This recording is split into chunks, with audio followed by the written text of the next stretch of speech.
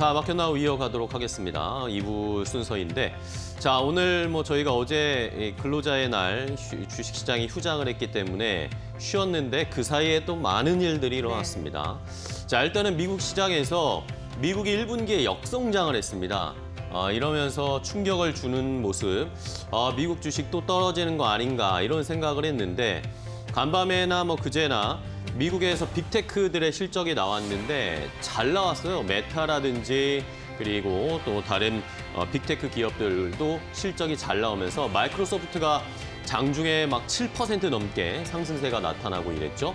빅테크들의 실적이 다시 한번 미국 시장에 그래도 이제 좀 반전을 기대할 수 있을 것이다. 바닥은 이미 확인했다라는 심리를 보여줬습니다.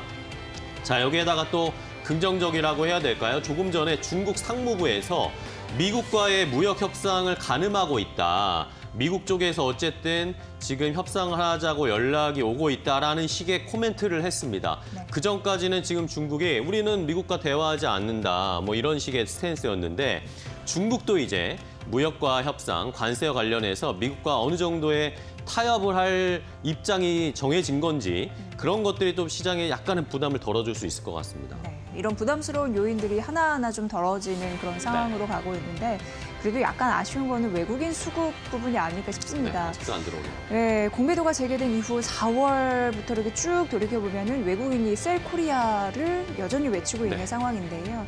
특히나 우리 시장의 수출 여력으로 중요한 자동차 반도체는 팔고 있고, 근데 오히려 사는 그 섹터를 봤더니 내수주더라고요. 조기 대선 이제 국면에서 앞으로 1차 추경 국회 문턱 넘었고 2차 추경 이후에 시장에 쏠림 현상 좀 보셔야 되는데 결국은 정책 관련주 안에서 그 힘이 있는 종목들 잘 선별을 하셔야 될 것 같고 실적 좋은 종목들 그 안에서 좀 살펴보는 게 답인가 이런 생각을 하게 되는 오늘 장입니다. 네. 예. 자, 어제 쉬었고 또 이제 긴 연휴를 앞두고 있습니다. 오늘을 잘 마무리해 놔야 5월 또 그 뒤에 또 대선 이후의 전략까지 저희가 잘 미리 잡아놔야 할 것 같은데요. 오늘 시장의 분위기 먼저 체크를 해보면서 함께 대비를 해봐야 되겠습니다. 자, 오늘도 이슈 브리핑으로 시장을 움직이는 이슈와 업종 종목들 함께 살펴보도록 하겠습니다. 자, 오늘도 이슈 브리핑 싱크포를 보면서 시장의 분위기 함께 느껴보시죠. 자, 일단은 저희가 어제 근로자의 날 휴장을 하고 쉬고 왔는데 그 사이에 또 정치적인 문제들이 많이 발생했습니다. 이러다 보니까 오늘 시장은 대부분 보시는 것처럼 정치인들의 이름이 너무나 많이 있고요. 그리고 그동안 또 대선 정책주로 분류가 되면서 상승을 많이 했던 종목들이 또 다 많이 떨어지고 있습니다. 그런 것들이 대부분 보이시죠? 자, 한덕수 대통령 권한대행이 아마 지금 시작했을 것 같습니다. 국회에서 대선 출마 선언을 하겠다라고 계획이 나왔는데 지금 뭐 시작된 것 같습니다. 그러다 보니까 오늘 한덕수 관련 테마주들이 급등세를 나타내고 관심도 지금 정치 테마로 마구 쏠리고 있습니다. 반면에 이재명 민주당 대선 후보는 대법원의 파기환송 심판을 받았습니다. 이러다 보니까 정치적인 리스크, 사법 리스크가 다시 부각되다 보니까 이재명 후보가 관련된 종목들이 하락하고 있고요. 그동안 뭐 수혜주라고 할 수 있었던 남북 경협이라든지 뭐 에너지 뭐 이런 쪽에서의 하락세가 나타나고 있습니다. 수도 이전 관련해서 뭐 건설주라든지 이런 것들이 급락세가 나타나면서 변동성 주의보가 발령이 됐습니다. 자, 뭐 보시는 것처럼 지금 속보가 나오네요. 대선 출마 선언을 공식화했습니다. 국민 선택을 받도록 전력을 다하겠다라고 이야기를 하면서 뭐 앞으로 좀 이야기들이 계속 나올 것 같습니다. 어떤 비전을 제시할지 이것이 또 시장에 어떤 영향을 줄지 경제적인 정책과 관련해서 또 어떤 이야기들이 나올지 이런 것들도 한번 계속 저희도 모니터링 해드리도록 하겠습니다. 자, 이외에도 오늘은 통신 관련주, 유심 관련주 이번 주에 또 계속 이슈가 됐던 이야기들이죠.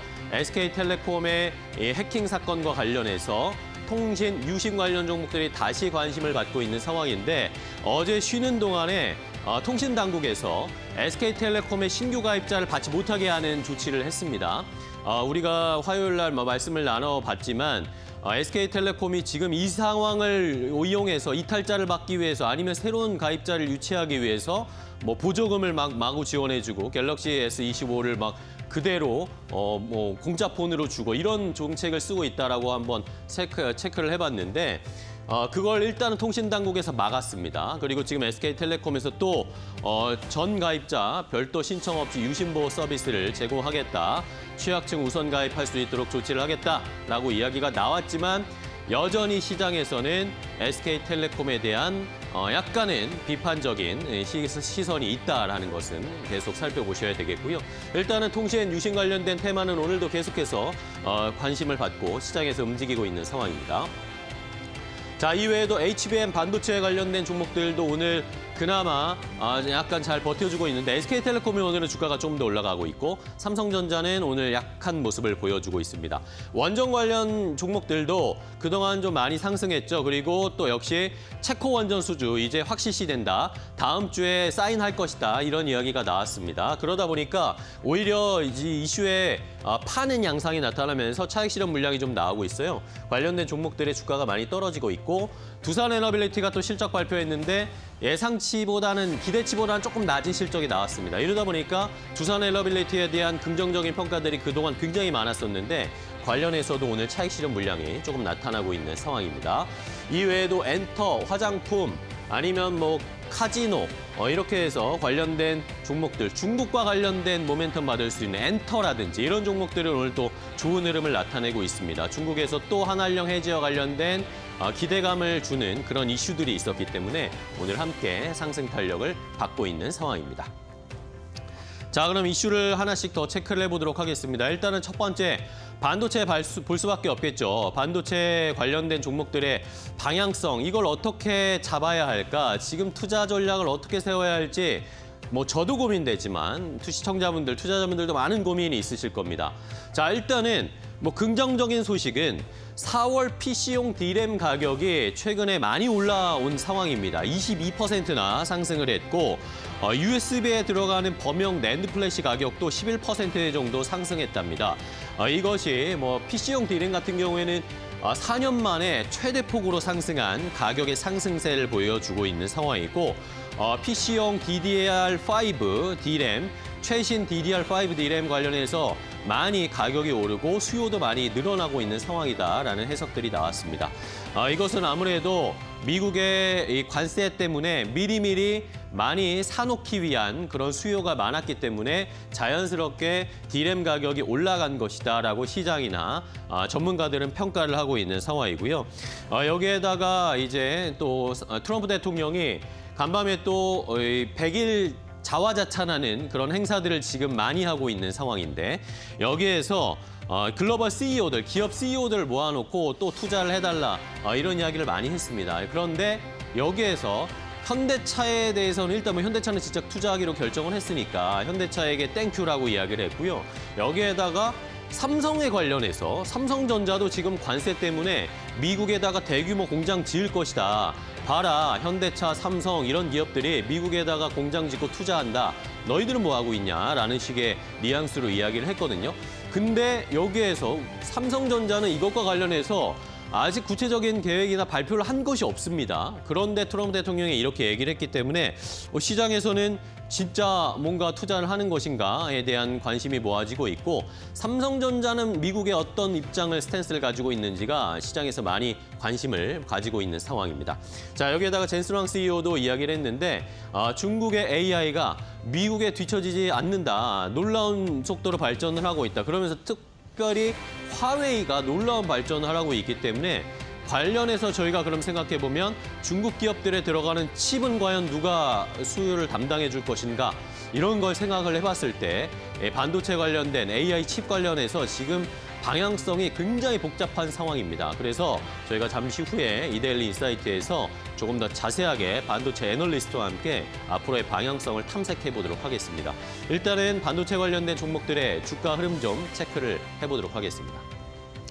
네, 오늘은 일단 삼성전자와 SK하이닉스의 주가 희비가 엇갈리고 있는 상황입니다. 삼성전자 같은 경우에는 지난 거래일까지 좀 비교를 분석해보면 수급, 외국인의 매도가 4거래 연속 이어졌다는 점이 있고요. 워낙 이제 1분기 실적 같은 경우에 HBM 판매량이 급감하다 보니까 DS, 반도체 사업부분 실적이 안 좋았습니다. 그런데 오늘 아침 증권사에서 그래도 긍정적인 리포트를 내놓은 게 키움증권 리포트 좀 주목이 되더라고요. 목표가를 8만 원으로 매수 리포트를 내놨는데 HBM 실적 바닥 찍고 이제는 올라올 가능성이 있다라고 얘기를 하고 있었습니다. 그런 부분 보셔야 될 것 같고요.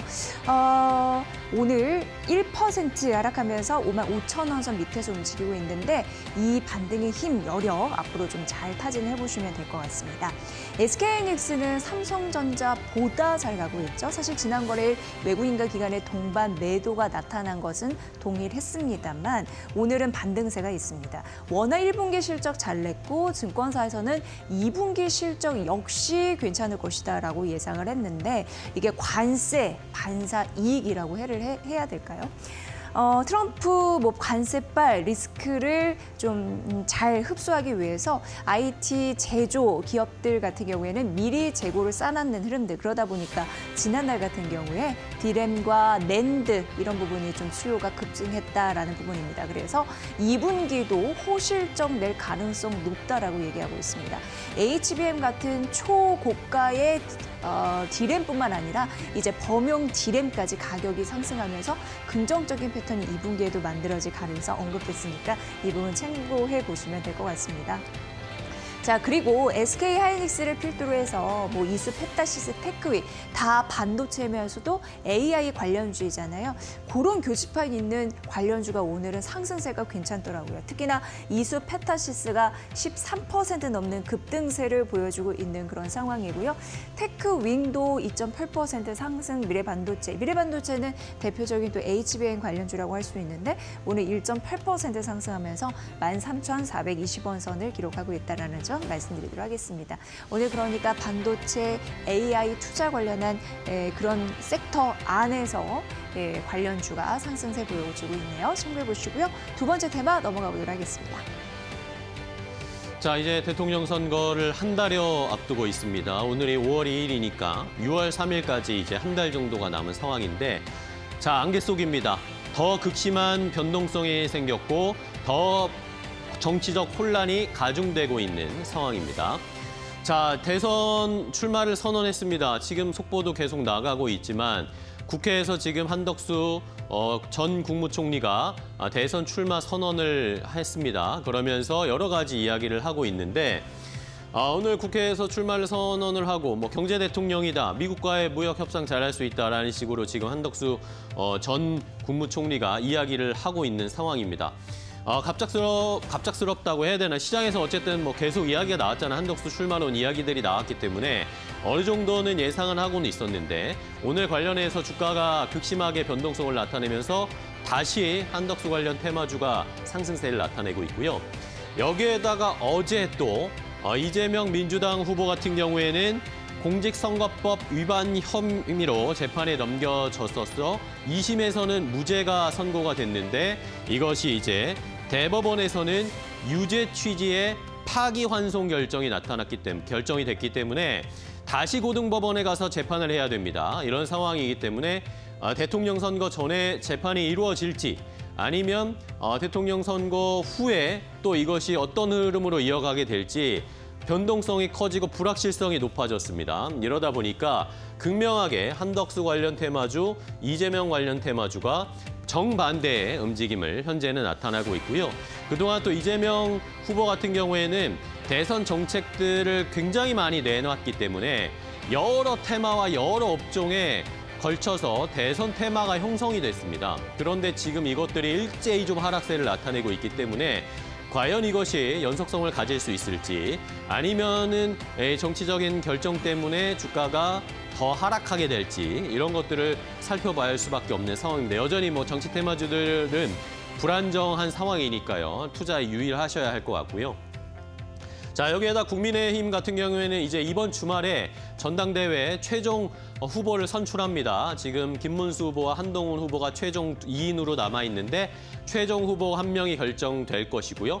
그리고 앞으로 또 과연 그러면 한덕수 후보와 국민의힘 후보가 단일화를 하게 될지 이런 것도 계속 또 정치의 변수가 생기는 것이기 때문에 뭐 결과가 나올 때까지 대선 전까지는 극심한 이 정치 테마줄의 변동성이 나타날 것으로 예상이 됩니다. 시청자 여러분들, 투자자분들 유의하셔야 된다라는 것 다시 한번 강조를 드리겠습니다. 자, 그럼 대선 테마주 출렁거리고 있는 상황인데 어떻게 움직이는지 좀 상황을 봐야겠죠. 네, 이재명 테마주는 사실 좀 주가의 희비가 엇갈리고 있는 상황입니다. 상제건설 같은 경우에는 지난 거래일 상한가 갔습니다. 그러다가 오늘 같은 경우 장 초반에 25% 넘는 급락세를 보였다가 지금 급락의 폭은 좀 줄여내고 있습니다만 그래도 18% 넘는 하락 25,250원 선 보여주고 있고요. 그러나 뭐 시공테크는 역시나 뭐 20% 넘는 급등세를 보여주면서 주가 차별화는 좀 있다라는 좀 말씀드리도록 하겠습니다. 한덕수 테마주 일정 실업은 30% 넘게 그러니까 상한가 간 이후에 현재 또 흔들림 없이 풀리지 않고 있는 상황으로 현재 주가 31,850원 선 보여주고 있고요. 이준석 테마주도 하나 갖고 왔는데 대성 창투입니다. 현재 10% 상승세는 유지하더라고요. 크게 떨어지지 않고 오르고 있고 2,935원 선 가리키고 있습니다. 그리고 대선 테마 같은 경우에는 정책 테마주로도 일으키잖아요. 동양철강 같은 경우에 LNG 가스관 관련주인데 오늘 1.8% 상승하고 있고 에어라인은 탄소 포집 기술을 갖고 있는 기업인데 친환경 정책과 함께 맞물려서 가고 이재명 테마주이기도 했습니다. 상승폭을 일부 줄여내네요. 0.9% 상승하면서 18,030원 선을 기록하고 있는데요. 관련주의 흐름들 주가의 변동성이 크니까 잘 또 참고하셔야 될 것 같습니다. 마지막 테마 넘어가 보도록 하겠습니다. 자, 마지막은 조선주 다시 한번 확인을 해봐야겠습니다. 지난 우리가 쉬기 전에 산업은행의 블록데일 이야기가 나오면서 하나오션의 주가가 급락을 했었는데 오늘은 일단은 하나오션을 포함해서 조선주들이 다시 상승하려는 모습을 보이고 있습니다. 일단 하락을 좀 멈추고 있는 상황인데 저희가 쉬는 동안 또 좋은 이야기들이 나왔습니다. 블록데일은 조선주에게 약간의 상처를 줬지만 그걸 또 아물 수 있게 해주는 미국에서의 조선에 대한 좋은 이야기들이 또 나왔거든요. 자, 미국 의회가 조선원 부활 법안을 여야, 민주당, 공화당 할 것 없이 초당적으로 발의를 했습니다. 재발의를 해서 다시 한번 미국의 조선 산업을 살려야 한다는 의지가 미국의 여야 할 것 없이 트럼프 대통령이든 민주당이든 할 것 없이 공통적인 의견이라는 것을 다시 한번 확인할 수가 있었습니다. 30일 날 이 법안을 공동 발의했고요. 법안 내용의 핵심은 10년 안에 미국 국적의 국제 상선을 250척 이상 새로 건조하겠다라는 내용이 포함되어 있습니다. 여기에 중요한 것은 동맹국과 전략적 파트너와의 협력 조항을 명시했다라는 것인데 결국에는 우리가 수혜를 받을 수 있을 것이다라는 것이 다시 한번 상기되고 그것이 명문화되어 있다라는 것이 중요한 포인트일 것 같습니다. 자, 여기에다가 존 펠런 미국 해군성 장관이 왔죠. 존 펠런 해군성 장관이 와서 HD 현대중공업 울산도 방문했고 거제도의 하나오션의 조선소도 방문을 했습니다. 정기선 HD 현대그룹 회장이랑 김동관 하나 관련해서 함께 동반해서 계속 동행을 하면서 이 조선소의 상황을 보여주고 함께 조선 사업을 펼칠 수 있을 것이다라는 것을 계속 어필했다라고 합니다. 그리고 존 펠런 해군성 장관도 역시 우수한 역량을 갖춘 한국 조선소와 협력을 한다면 이 미국 함정의 최고 성능을 발휘할 수 있을 것이다라고 하면서 굉장히 만족스러워하는 코멘트와 반응을 보였다고 합니다. 이제 차근차근 미국의 군함 그리고 MR 사업뿐만 아니라 미국의 군함을 건조하는 것까지 우리가 사업을 따낼 수 있을 것이라는 것이 하나둘씩 스텝 바이 스텝으로 밟아가고 있는 상황이어서 다시 한번 조선주들이 더 갈 수 있을까요? 오히려 이 블록딜 때 주가가 조정받은 게 기회일 수도 있지 않을까라는 그런 해석들도 나오고 있습니다. 자, 오늘 조선주들 하락 어느 정도 멈추고 있는지 주가 흐름은 어떤지 마지막으로 체크해 보겠습니다. 네, 미국 해군성 장관이 경남 거제에 사업장이 있는 하나오션과 울산에 사업장이 있는 HD 현대중공업을 방문을 했습니다. 정기선 HD 수석 부회장은 미국 해군 산업 재건에 힘을 힘쓰겠다. 보태겠다 이런 얘기를 했습니다. 하나오션이 1.66% 상승세 보여주고 있는 상황이고요. 하나오션 같은 경우에는 또 증권사에서 목표 주가를 98,000원으로 올려잡는 흐름들이 있었는데 뭐 긍정적인 조선업 경쟁력에 더해서 설비 투자를 적극적으로 하는 점을 또 괜찮게 봤더라고요. 참고로 해보시면 될 것 같습니다. 현재 주가는 79,800원 선이고요. HD 현대중공업 0.3% 상승세 유지하면서 40만 원 선 위에서 움직이고 있습니다. 삼성중공업 같은 경우에는 매번 언급을 해드리지만 하반기에 조금 더 긍정적인 모멘텀이 붙을 것이다라는 가능성 증권사에서 언급되고 있고요. 현재 1% 안팎의 상승세를 보이면서 14,700원 선 보여주고 있습니다. HD 한국조선해양은 3거래 연속 상승하면서 오늘 52주 신고가를 경신했습니다. 현재 1% 상승세 27만 5천 원 선 보이고 있는데 이거 전반적으로 보면 세 개의 자회사 실적 괜찮았고 비상장 회사인 HD 현대사모 같은 경우에도 18% 넘는 영업이익률을 기록해서 굉장히 긍정적으로 증권사에서도 바라보더라고요. 52주 신고가 간 이유가 다 있습니다. 하나엔진 지속적으로 수주 소식 있는데 하나오션과 또 수주 소식을 최근 알렸더라고요. 참고해 보시고 현재 27,500원 선 보여주고 있습니다. 조선은 장 출발한 이후 괜찮았는데 상승폭 줄이면서 음봉이었다가 다시 시가 대비 상승폭 높이는 양봉으로 전환하고 있다는 특징인데 오후장까지 그 힘이 유지될 수 있을지 잘 지켜보시면 될 것 같습니다. 조선 섹터까지 만나봤습니다. 자, 시장의 분위기 함께 살펴봤습니다. 이제 연휴를 앞두고 있고 또 한 주의 마지막 금요일인데요. 어떻게 종목별로 또 대응해야 할지 더 자세한 종목별 투자 전략 데일리 이슈 필터로 알아보도록 하겠습니다.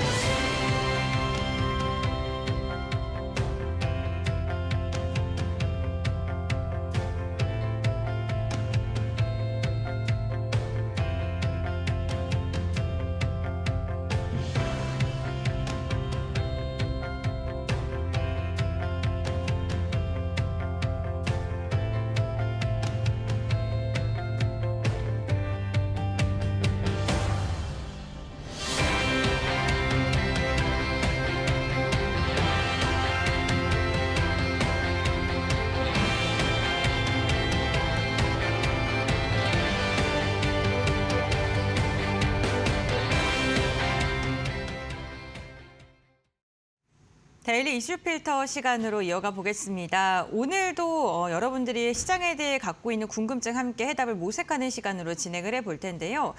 방송을 보시다가 좀 궁금한 게 생기신 분들, 우리 시장에 대한 불확실성이 또다시 좀 올라가는 것 같은데 이런 것도 어떻게 타개해야 되는지 여러 가지 생각 있으신 분들께서는요. 저희 채팅창에 댓글 남겨주시길 바랍니다. 오늘 함께하는 전문가와 함께 그 해답을 모색하는 시간까지 이어가 보겠습니다. 오늘 이 시간 김동아 전문가 함께합니다. 안녕하세요. 네, 안녕하세요. 네, 반갑습니다. 시장 전반적인 분위기부터 확인을 해보도록 할 텐데요. 미증시가 그 마이크로소프트 그리고 빅테크들의 호실적으로 인해서 기술주 중심으로 강세를 보인 것과는 우리나라의 분위기 좀 사뭇 다른 움직임이 나타나고 있습니다. 전문가님께서는 어떠한 부분 집중적으로 보셨을까요? 일단 어제 미국 같은 경우에 이제 네. 마이크로소프트가 분기별 실적 발표를 하면서 8.8% 정도 급등을 하면서 애플을 제치고 세계 1위 시총 탈환을 시작을 네. 했습니다.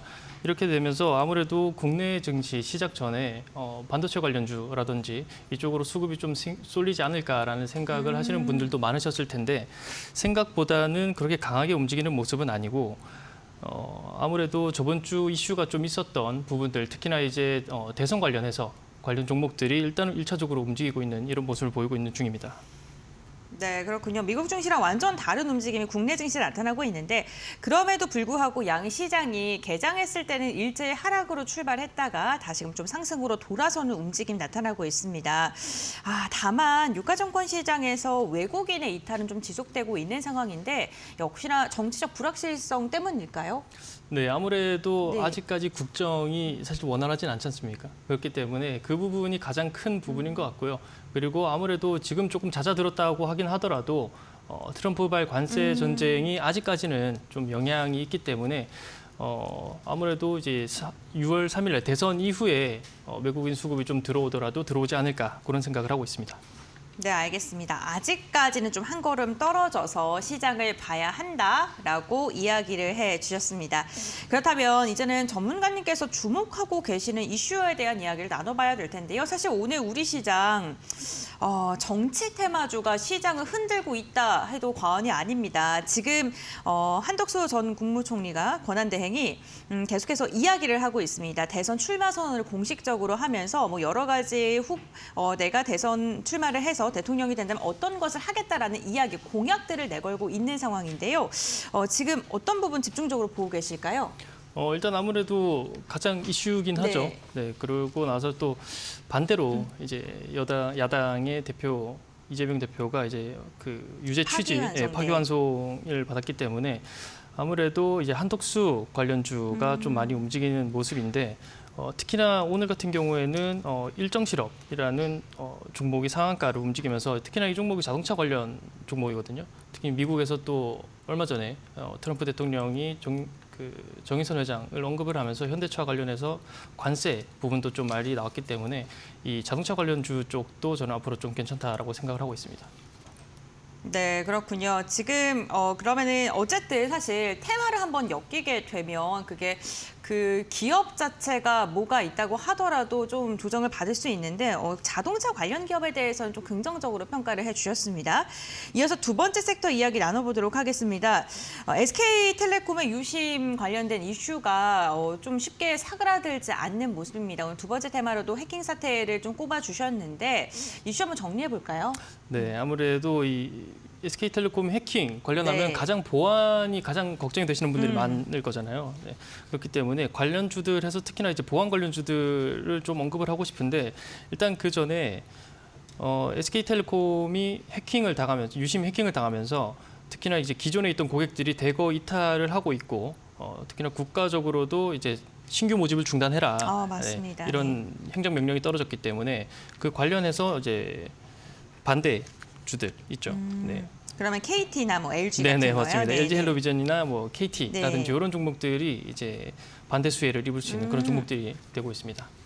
그 알뜰폰 관련 기업들도 주목받더라고요. 네. 그럼 뭐 연장선상으로 LG 헬로비전 뭐 이러는 거 봐도 될까요? 네, 그리고 이제 IG비전이라든지 이런 네. 종목이 굉장히 지금 잘 움직이고 있거든요.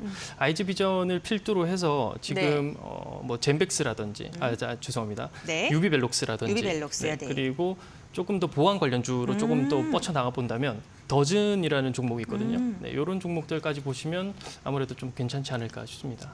아무래도 이게 SK텔레콤의 사태가 쉽게 해결되지 않는 모습이고 정부에서도 굉장히 강경한 입장을 취하고 있기 때문에 관련 종목들의 이슈는 조금 더 지속될 것으로 보입니다. 그렇기 때문에 어떠한 종목이 있는지 그 종목군들을 조금 더 자세하게 차트적으로 보고 싶으신 분들도 계실 것 같은데 그렇다면 전문가님께서 주목하고 계신 종목들 몇 가지 종목만 해서 차트 한번 분석 부탁드려도 될까요? 네.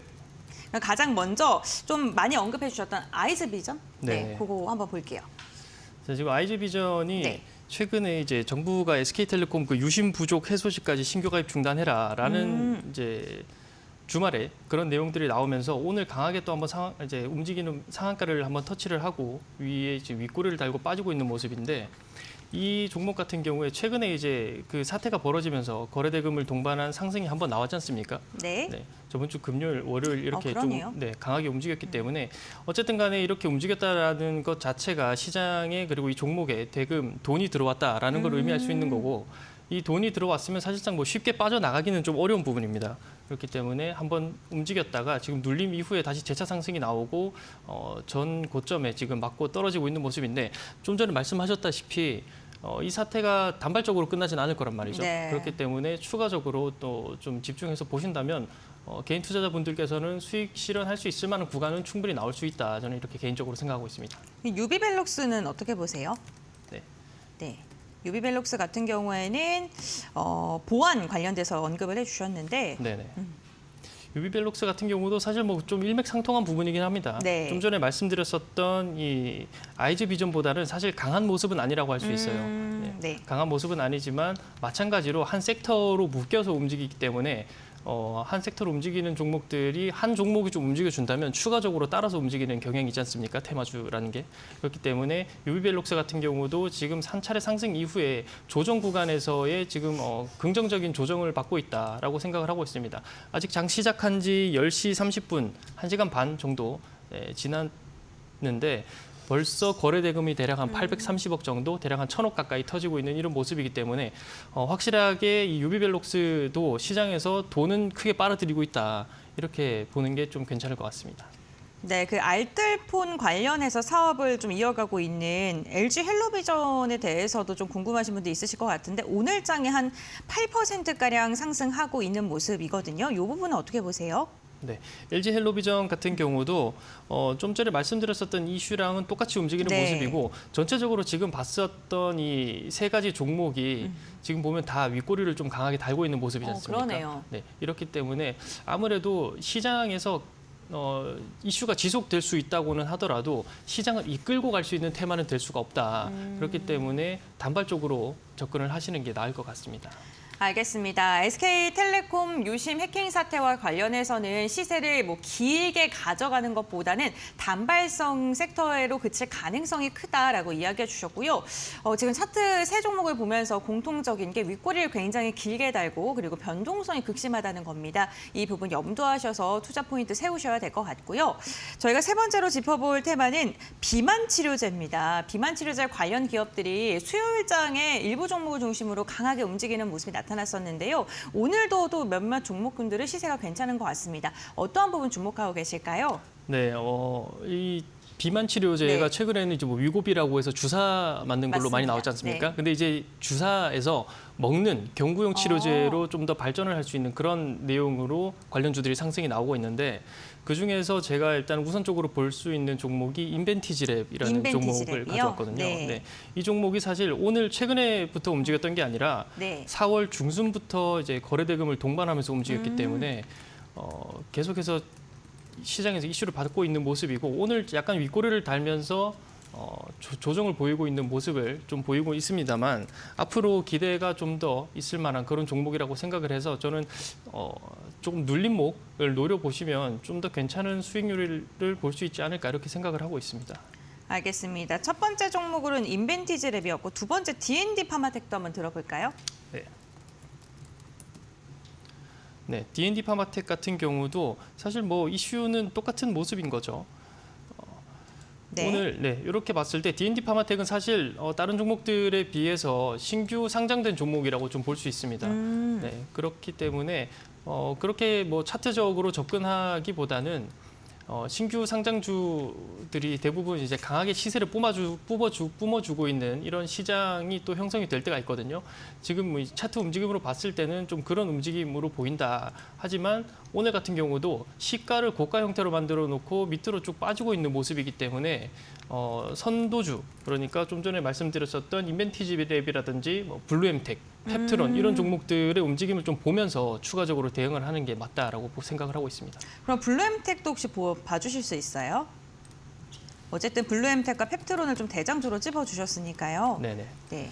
블루엠텍 같은 경우도 지금 이제 최근에 상장한 지 얼마 되지 않은 종목이긴 합니다만 저점에서부터 꾸준하게 거래 대금이 들어오면서 상승이 나오고 있는 모습이거든요. 네. 이런 종목들을 지금 이렇게 차트상으로 접근했을 때는 저점이 어느 정도 지금 확실하게 다져지고 있는 구간이 보인다라고 할 수 있기 때문에 이런 종목들은 지금 구간에서 잡아가기보다는 지금 보이시는 요 잡아드리는 저점 대략 한 1,500원 구간을 매수 타점으로 생각하시고 좀 기다려 보시면서 매매를 하시면 충분히 괜찮을 것 같습니다.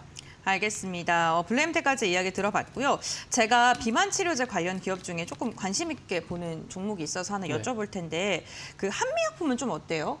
한미약품 같은 네. 경우는 사실 뭐 비만 네. 치료제뿐만이 아니라 여러 가지 이제 제약 쪽으로도 엮여 있긴 하지만 네. 지금 시장 상황에서 자체가 가장 화두가 되는 게 일단 어쨌든 비만 치료제. 네, 너무 그거- 다양한 사업을 해서 상대적으로 빛을 발휘하지 네네. 못한다. 그리고 네. 사실 뭐 개별 종목들보다는 네. 덩치가 크기 때문에 음, 급등락이 좀 어느 정도 있지가 않다. 네, 그렇기 때문에 뭐 안정적인 종목들을 네. 원하시는 분들은 사실 뭐 한미약품을 매수를 하셔도 괜찮겠지만 제가 오늘 말씀드리고 싶었던 건 이 비만 치료제에 한한 종목들이었기 때문에 네, 그렇게 생각을 하고 있습니다. 네, 알겠습니다. 비만 치료제 사업을 영위하고 있는 기업 3가지 종목을 조금 정리해 주셨는데 인벤티지랩, D&D 파마텍, 블루엠텍 가격에 대한 차트 분석까지 해주셨으니까 참고해 주시면 좋을 것 같고요. 그렇다면 오늘의 공략주 한번 확인해 보도록 하겠습니다. 오늘 김동아 전문가님께서는 어떤 공략주로 선정하셨을까요? 네, 좀 전에 말씀드렸었던 이 비만 치료제 섹터에 네. 있는 종목인데 사실 이 비만 치료제뿐만이 아니라 이 기업은 당뇨 치료제까지도 병합을 하고 있기 때문에 앞으로 시장에서 굉장히 긍정적인 평가를 받을 수 있을 것이라고 저는 개인적으로 생각을 하고 있거든요. 어떤 종목이에요? 펩트론입니다. 펩트론이요. 네. 펩트론입니다. 비만 치료제 뭐 대장주라고 해도 과언이 아닐 것 같은데 네. 그렇다면 펩트론만의 모멘텀과 함께 차트 분석까지도 부탁드리겠습니다. 네. 미국 일라이릴리와 이제 장기 계약도 체결을 했고 그리고 노보보다도 이제 일라이릴리가 좀 더 앞선다 이런 네. 내용이 이제 좀 전에 시장에서 좀 돌기 시작을 했거든요. 게다가 좀 전에 말씀드렸다시피 비만 치료제뿐만이 아니라 이제 당뇨 치료제까지 선두주자를 좀 굳건하게 굳히겠다라는 내용이 있으면서 사실 인류에서 해결되지 못한 그런 약들이지 않습니까? 네. 뭐 탈모라든지 당뇨라든지 이런 쪽으로 좀 더 발전할 수 있을 만한 좋은 큰 기업이라고 생각을 합니다. 게다가 이제 차트상 봤을 때 그동안 이제 비만 치료제나 당뇨 치료제로 상승이 꾸준하게 나왔다가 오늘 대략 한 21선 정도 터치를 하면서 반등이 나와주고 있는 모습이거든요. 네, 이런 모습을 본다라면 아무래도 아직까지 중요하게 생각하는 라인은 이탈하지 않았다라고 생각할 수 있는 부분이고 이 구간에서 건강한 조정이 좀 더 나와준다라면 저는 12만 원, 한 13만 2천 원에서 15만 원 정도까지는 매수할 수 있는 구간이다라고 생각을 하고 있습니다. 그렇기 때문에 이 구간에서 한번 잘 노려보신다면 충분히 괜찮은 흐름을 좀 여러분들께서 볼 수 있지 않을까 이렇게 생각을 하고 있습니다. 그러면 지금 그러니까 오늘 기준으로 했을 때 16만 5천 원인데 네. 지금 관심 있게 보는 것보다는 계속해서 좀 지켜보다가 조정 나올 때 매수 전략이 유효하다라고 보시는 거예요? 네, 맞습니다. 네, 알겠습니다. 그럼 손절가랑 목표가는 어떤 식으로 잡으면 될까요? 손절가 같은 경우에는 대략 한 12만 5천 원 정도, 12만, 네, 12만 5천 원 정도 생각을 하고 있고요. 그다음에 매수 밴드는 좀 전에 말씀드렸다시피 13만 2천 원에서 15만 원 구간을 한번 조정이 나올 때 조금씩 담아보신다면 충분히 괜찮을 것 같습니다. 네, 알겠습니다. 오늘 공략주는요, 비만 치료제 관련 기업인 펩트론 언급해 주셨고요. 가격 전략 제시해 주셨으니까요. 참고해 보시면 좋을 것 같습니다. 데일리 이슈필터 오늘은 김동아 전문가와 함께 했고요. 오늘 말씀 여기까지 듣겠습니다. 고맙습니다. 고맙습니다.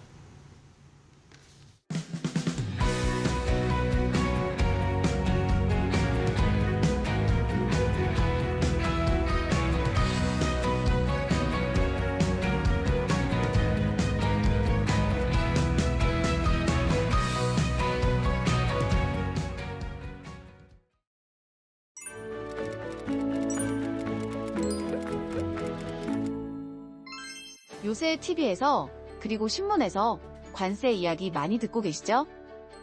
그래서 저희도 관세에 대한 경제 상식과 재미있는 이야기들을 하나씩 해보려고 하는데요. 오늘은 관세와 코카콜라 이야기를 들려드릴게요. 먼저 관세가 무엇인지 말씀드리겠습니다.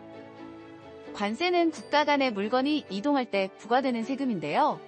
수출입이 발생할 때 붙는 세금을 말합니다. 특히 수입할 때 부과되는 경우가 대부분입니다. 쉽게 말하면 외국 물건이 우리나라에 들어올 때 정부가 입장료를 받는 거죠.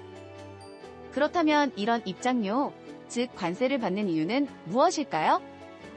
첫 번째 이유는 국내 산업 보호입니다. 싼값에 들어온 외국 물건이 넘쳐나면 우리나라 기업들이 경쟁하기 어려워지겠죠? 그래서 정부는 관세를 통해 외국 물건의 가격을 높여 국내 제품을 지키려는 거예요. 두 번째는 세금 수입 확보입니다. 국경을 넘는 무역에서 자연스럽게 세금을 걷어 나라 살림에 보태는 거죠. 또한 특정 상품의 수입을 제한하거나 특정 국가와의 무역 관계를 조정하는 데 사용되는데요.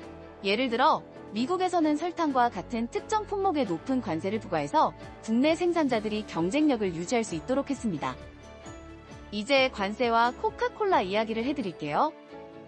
여러분은 혹시 멕시코 콜라가 더 맛있다는 이야기 들어보셨나요? 멕시코 콜라를 마셔본 사람들은 맛 차이를 크게 느끼는 경우가 많다는데요. 이런 맛 차이는 멕시코 코카콜라는 사탕수수 설탕을 사용하고 미국 코카콜라는 고과당 옥수수 시럽을 사용하는 데서 비롯되었습니다. 멕시코의 사탕수수 설탕은 더 자연스럽고 깨끗한 맛을 제공한다고 평가되며 이것은 멕시코 코카콜라가 더 맛있게 느껴지는 주요 이유 중 하나입니다. 그럼 왜 미국에서는 사탕수수 설탕 대신 옥수수 시럽을 사용했을까요? 바로 미국의 관세와 무역 정책 때문입니다. 미국은 국내 생산자 보호를 위해 수입 설탕에 높은 관세를 부과하여 국내 설탕 가격을 인위적으로 높였고 이에 따라 제조업체들은 더 저렴한 재료를 찾게 됐습니다. 결과적으로 고과당 옥수수 시럽이 널리 쓰이게 되었고 콜라의 맛 차이는 여기서 비롯된 것입니다. 결론적으로 미국과 멕시코 간의 경제적, 정책적 차이가 제조 공정과 재료 선택에 영향을 미쳤고 두 국가의 코카콜라 맛 차이를 만들어낸 것이죠. 우리가 해외에서 물건을 살 때 또는 기업이 물건을 들여올 때 마주하는 관세. 관세는 단순한 세금 같지만 그 안엔 복잡한 경제 원리와 국가 간 이해관계가 숨어 있답니다. 다음 시간에 또 다른 관세 이야기들로 찾아올게요. 시청해주셔서 감사합니다.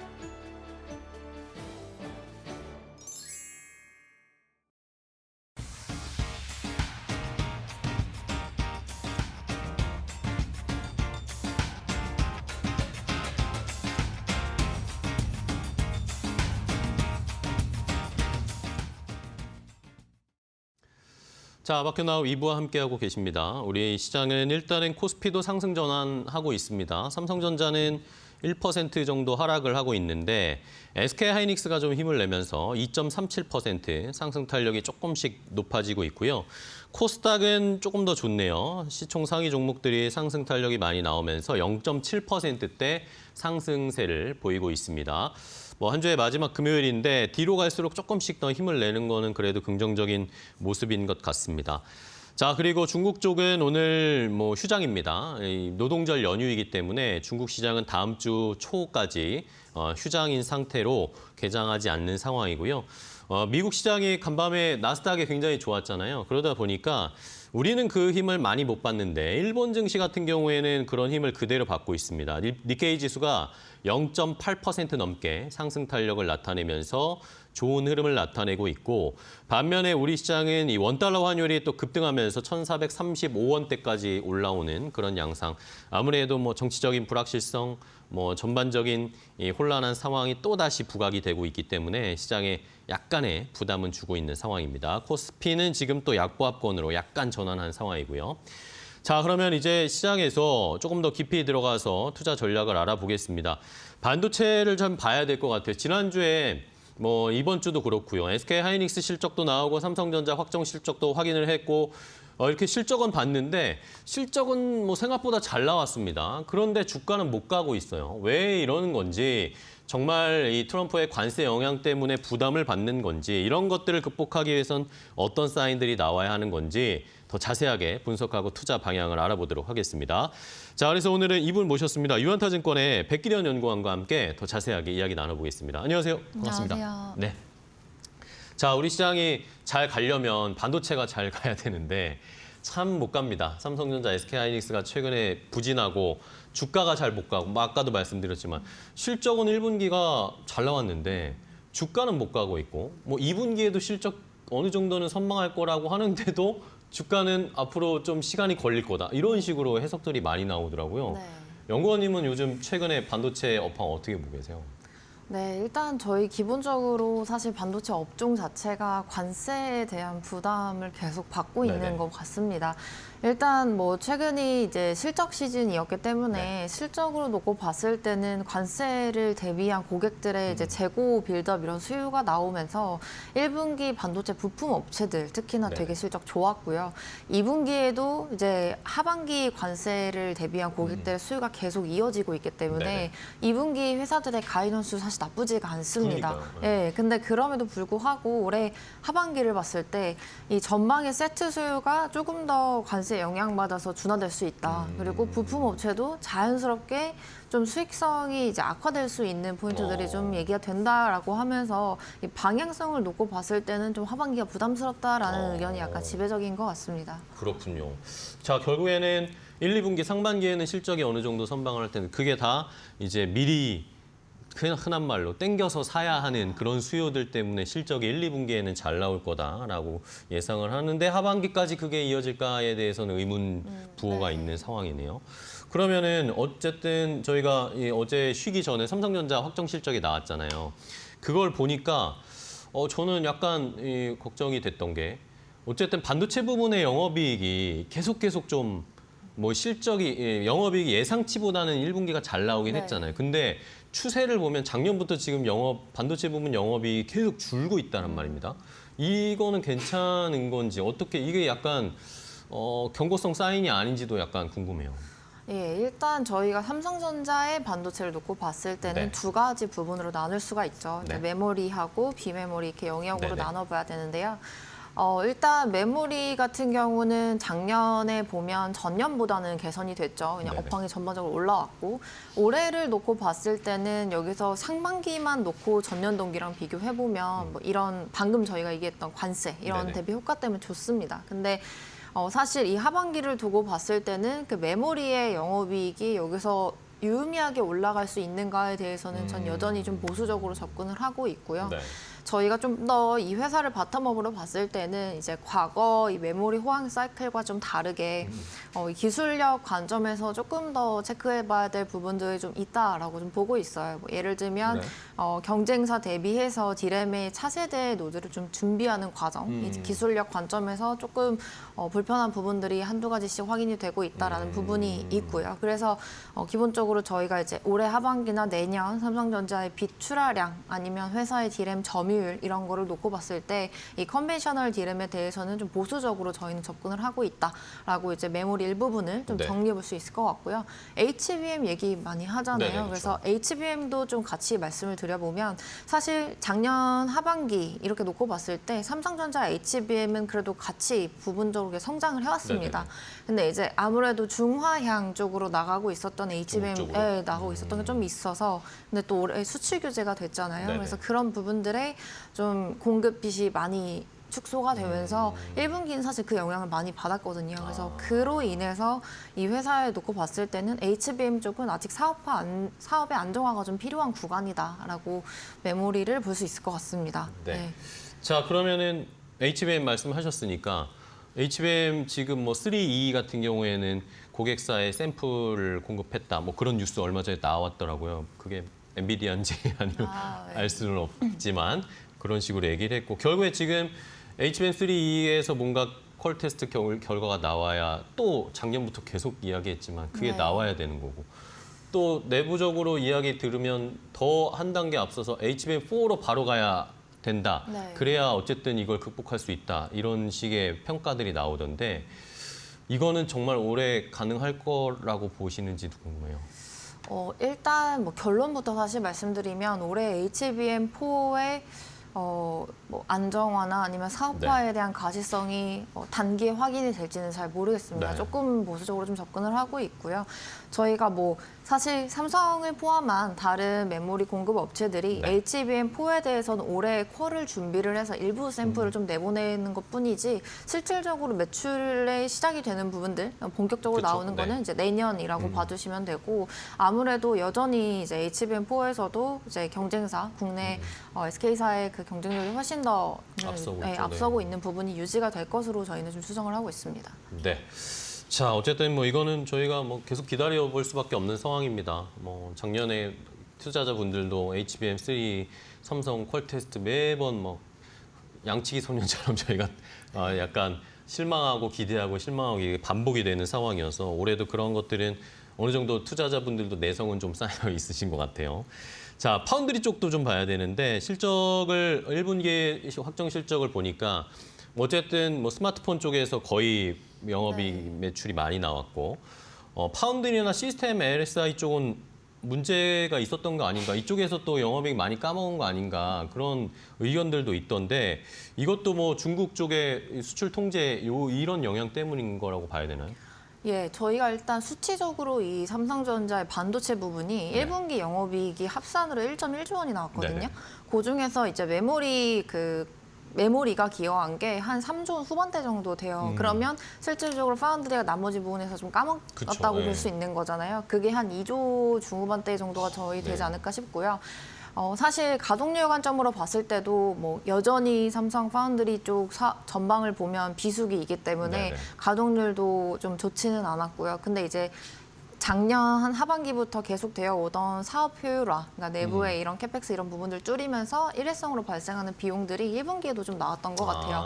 예, 그런 부분들 때문에 삼성전자 1분기 메모리가 벌은 걸 파운드가 좀 깎아먹었다라는 건데 그럼 향후의 방향성은 어떠냐를 네네. 보면 일단 2분기 같은 경우는 그래도 1분기보다 좀 나아지는 모습들을 저희는 사실 기대는 하고 있습니다.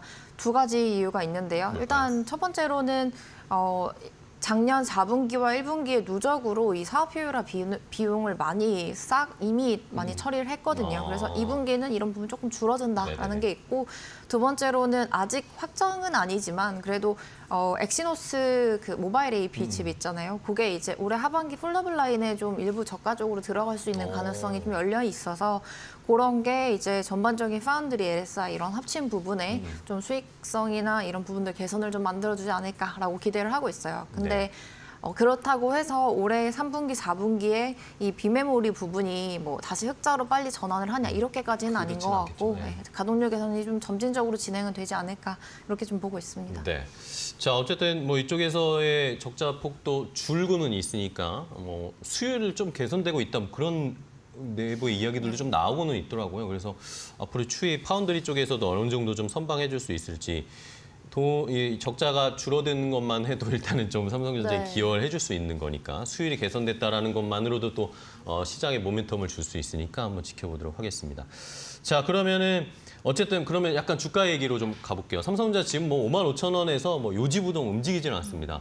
어쨌든 뭐 하방은 지켜주는 것 같은데 확실히 5만 원 아래로는 뭐 어쨌든 뭐 자사주 뭐 매입이나 이런 것도 있으니까 그 아래로는 떨어뜨리지 않을 것으로 보이는데 뭐 그래도 최근에 뭐 디램 가격도 최근에 올라가고 네. 있고 이런 단기적인 수요도 많이 늘어나고 있고 이러다 보니까 그래도 주가가 조금 올라갈 수는 있지 않을까라는 그런 기대들도 있더라고요. 뭐 드라마틱하게 많이 올라가진 않겠지만 그런 걸 어느 정도 좀 기대해봐도 될까요? 어떻게 보세요? 저희가 일단 본질적으로 밸류에이션을 놓고 봤을 때는 과거 이제 PBR 밴드를 네네. 봤을 때 하단이 맞긴 네, 하거든요. 그래서 지금 12개월 포워드의 PBR을 보면 한 1배 수준으로 지금 전자의 주가가 좀 형성이 되어 있습니다. 근데 이제 향후를 놓고 봤을 때 여기서 개선이 된다고 하면 한 1.2배, 3배 수준까지는 타겟해볼 수 있기 때문에 거기서 좀 업사이드를 밸류에이션 관점으로 보고 있고요. 그것보다도 사실 중요한 건 사실 전방이나 저희가 앞서 얘기한 관세 부분이 네네. 될 텐데 이게 사실 뭐 미국 정부가 하루아침에 관세에 대한 부분을 딱 마무리를 지을 수는 없겠는데 그래도 그 우려가 계속 나오고 있는데 그게 어느 정도 되면 이제 그 이상의 나쁜 시나리오는 없을 것으로 보여서 그 우려의 정점을 지나는 시점이라면 전자의 주가라든지 아니면 전반적인 반도체 업종의 주가가 좀 바닥을 짚고 위로 올라갈 수 있는 환경은 만들어진다라고 볼 수 있을 것 같고요. 그것보다도 조금 더 이제 저희가 업종이나 아니면 네네. 전자를 놓고 봤을 때 엣지 AI 시대가 좀 오고는 있잖아요. 저희가 지금 뭐 매크로가 약하다 이런다고 네. 하더라도 이제 뭐 모바일 중심으로도 AI 기능들이 많이 탑재가 되면서 이 메모리 컨텐츠 그로서 나올 수 있고 네. 파운드리 쪽도 이제 전반적으로 이제 중국 외에 다른 고객사 쪽으로 이 엣지 서버 시장이나 이런 걸 좀 대응할 수 있는 물량들도 수주를 조금씩은 받고 있거든요. 네네네. 그래서 이런 게 조금 더 가시화가 되는 부분들이 이제 나오면 그건 이제 삼성전자 주가의 모멘텀으로 작용을 할 수 있을 거다 이렇게 보고 있습니다. 어쨌든 뭐 AI 시장 오늘도 뭐 사실 MS나 메타 실적 나왔을 때 주가가 잘 간 이유가 AI 뭐 수요 뭐 투자 줄이지 않을까 뭐 이런 예상들을 우리가 했었는데 아직도 견고하다 뭐 이런 사인을 줬으니까 좋은 흐름이 나타난 것처럼 어쨌든 트럼프 대통령의 관세는 부담을 주고 있는 상황이지만 AI 시장이 발전하고 있다라는 게 조금 더 부각이 되는 이런 턴이 돼야 되겠네요. 네. 이슈가 턴이 돼야 저희가 좀 올라갈 수 있을 것 같고 트럼프 이야기 나오니까 오늘 또 삼성 이야기를 했어요. 트럼프 대통령이. 그렇죠. 트럼프 대통령이 삼성도 지금 미국에 공장 지을 거다. 그게 뭐 가전 이야기인지 반도체 이야기인지는 아직 확실하진 않은 것 같은데 뭐 삼성 쪽에서는 일단은 뭐 그런 계획이 아직 없다. 언급한 게 없다라고 했는데 삼성전자도 미국에 더 투자할 수 있을까요? 하면은 이득이 될까요? 사실은 미국 정부 자체가 원하는 거는 이제 자국 내 제조업을 육성을 더 시키겠다잖아요. 근데 뭐 지금 상황에서 반도체를 위해서, 반도체 생산을 위해서 삼성이 미국 본토 내에 공장을 짓는다라고 하는 거는 뭐 하면 할 수는 있겠지만 사실 단기적으로 가능성은 좀 낮아 보인다라고 저는 보고 있고요. 만약에 미국 정부의 그런 요구 때문에 네. 미국에서 파운드리를 조금 더 물량을 내야 된다라고 하면 기존에 갖고 있었던 미국 오스틴 팹이 있잖아요. 그래서 그런 부분에 가동률을 좀 올리면서 물량들 만들어가지 않을까라고 좀 볼 수 있을 것 같아요. 근데 뭐 현재로서는 신규 공장 런칭 이런 거에 대해서는 아직 보조금 이슈라든지 이런 것도 좀 정리가 안 그쵸, 됐기 결정이 때문에 안 되는 상황인데. 좀 보고 있습니다. 알겠습니다. 자, 그럼 삼성전자 뭐 여기까지 좀 이야기해보고 또 SK 하이닉스도 많은 분들이 궁금해하시니까 오늘 또 2.5% 가까이 상승을 하고 있는데 SK 하이닉스는 뭐 실적 너무나 서프라이즈했죠. 뭐 7조 원대가 나올 줄도 저희가 예상을 못했는데 엄청난 실적이 나왔는데 뭐 그의 타이밍에 맞춰서 또 모건 스탠리에서 빙산이 온다 이런 이야기를 했습니다. 왜 자꾸 찬물을 끼얹는지는 모르겠는데 이거에 상반된 의견과 이 숫자 연구원님은 어떻게 보셨어요? 네, 사실 저는 이렇게 볼 수 있을 것 같아요. 뭐 사람마다 이제 보는 각도가 네, 다르겠는데요. 시각이 다르니까. 네, 근데 저희가 봤을 때는 일단 1분기 숫자도 예상보다 한 3, 4천억 원 더 좋았고 2분기 영업이익도 이번 실적 발표 지나면서 시장 컨센서스가 1조 원 넘게 올라왔거든요. 그래서 예상 영업이익을 2분기 기준으로 한 8.8조 원대 정도 저희가 보고 있는데 어쨌든 상반기 숫자가 이렇게 좋은데도 일부에서 이렇게 부정론을 계속 꺼내는 네. 이유는 계속 올해 하반기나 내년에 대한 방향성이 고민이 된다라는 포인트인 것 같아요. 불확실하니까. 그렇죠. 계속 불확실하고 저희가 앞서 다루었던 관세 얘기뿐만이 아니고 네. 결국 하이닉스의 주가나 영업이익이 여기서 유의미하게 위로 올라가려면 HBM 사업도 단단하게 위로 올라가야 되는 거거든요. 네네. 근데 HBM은 결국에는 이제 서버 미국 업체들의 이 ASIC 물량들이나 아니면 GPU 물량하고 연결이 되잖아요. 네네. 근데 사실 최근에 이제 해외에 이 AI나 코어스 관련된 밸류체인들의 상황을 보면 올해나 내년에 대한 폴캐스트 숫자가 왔다 갔다 좀 변동이 심합니다. 그래서 그런 거를 보고 그러면 하이닉스도 올해까지는 일단 HBM 물량이 좀 바인딩 되어 있는데 내년 거에 대해서는 잘 모르겠다라는 부분이 이제 부동론의 전반적인 배경인 것 같은데요. 저희가 보기에는 뭐 AI는 단기적으로 지금 AI 연산 회로의 방향성이나 아니면 네네. 이거를 개발하는 방향성 자체가 한 번은 고민이 필요한 시점이기는 해요. 네, 그래서 아마 투자를 대규모로 한다고 했다가 이 투자를 어느 방향으로 가져갈 건지에 대한 고민을 하는 그런 과도기에 있다라고 보고 있고요. 다만 제가 강조드리고 싶은 거는 그렇다고 해서 AI 캐펙스가 안 늘어나냐를 봤을 때는 그건 아닌 것 같고 저는 단기 고민을 끝내면 다시 올해 내년 후년 계속 3개년도까지는 성장률은 되게 2자리 이상의 높은 수준을 가져갈 수 있을 것으로 보고 있습니다. 그다음 고민은 아마 HBM의 이제 점유율일 텐데 네네. 점유율도 사실 올해 HBM3E의 12단, 그다음 내년에 나오는 HBM4도 국내 업체의 경쟁력, 특히나 하이닉스의 경쟁력은 뭐 계속 높게 유지가 될 것 같아서 대해서 저희는 뭐 지금 상황에서 봤을 때 주가도 이미 고점 대비 30% 정도 조정이 마무리된 상황이기 때문에 우상향할 수 있는 그런 여지가 충분히 열려 있다라고 보고 있습니다. 그러면은 SK 하이닉스 어쨌든 지금 HBM 뭐 엔비디아 쪽에서는 많은 비중을 차지하고 있는데 마이크론이 어쨌든 HBM3 12단 약간 퀄테스트 통과했잖아요. 그런 거에 대한 아직 뭐 격차는 많이 나고 있지만 그거에 대해서는 저희가 긴장하거나 경계해야 될 필요성은 있을까요? 그쵸. 뭐 당연히 긴장도 해야 되고 이 회사 그 마이크론의 12단 진입에 대해서는 조금 더 면밀하게 봐야 되는 것 같기는 그래요? 해요. 근데 일단 마이크론의 현재 상황을 보면 연초에 마이크론이 HBM을 위해서 잡아놨던 TSV 캐파, 네. 이 예상 캐파가 연초 대비 지금 올라와 있어요. 그래서 내부적으로는 HBM 조금 더 집중하겠다는 의지가 네, 그런 확인이 걸 많이 되고는 있는데, 포지션을 잡았더라고요. 근데 이제 12단에 대한 수율이 그렇다고 높냐에 대해 놓고 봤을 때는 12단에 대한 생산 수율이 높지는 않은 것으로 저희는 체크가 되고 있어서 올해 이제 2분기, 3분기, 4분기 하이닉스의 12단 수율은 많이 빠르게 올라가고 또 제품 출하도 많이 늘어날 텐데 후발주자로 들어오는 그 마이크론이 이거를 유의미하게 할 수 있을까에 대해서는 저희는 아직 그 가능성 그렇게 높진 않다라고 보고 있습니다. 그래서 그런 관점에서 정리를 해봐도 하이닉스 내년 HBM을 다들 이런 부분을 고려해서 보수적으로 이익 추정을 지금 올해 내년 하고 있기 때문에 추가로 다운사이드보다는 이제 유지하거나 올라갈 수 있는 여력을 좀 집중을 해보자 이런 말씀 드리고 싶습니다. 네, 알겠습니다. 어쨌든 뭐 SK 하이닉스의 경쟁력은 지금 뭐 잘 하고 있다라고 저희는 평가할 수 있으니까 모건 스탠리는 뭐 빙산이 온다라고 얘기했지만 또 저희는 다른 아이디어를 떠올릴 수도 있을 것 같습니다. 자, 그리고 또 때마침 오늘 새벽에 젠스랑 엔비디아 CEO도 또 이 관련해서 막 이야기했는데 뭐 젠스랑 엔비디아도 지금 뭐 미국에 투자해서 생산 더 늘릴 거다 뭐 이런 이야기도 했지만 중국 이야기를 꺼냈습니다. 젠스랑이 중국의 AI가 지금 미국의 AI 못지않다 경쟁력이 엄청나다 화웨이 특히 엄청나게 지금 발전하고 있다 이런 식으로 얘기했는데 그러면 젠스랑도 결국에 지금 중국을 포기하지 못하고 있다라는 그런 속내라고 전 느꼈거든요. 그럼 우리나라 업체들도 사실 중국을 버릴 수가 없잖아요. 삼성전자나 SK 하이닉스나 이런 상황은 저희가 어떻게 해석해야 될까요?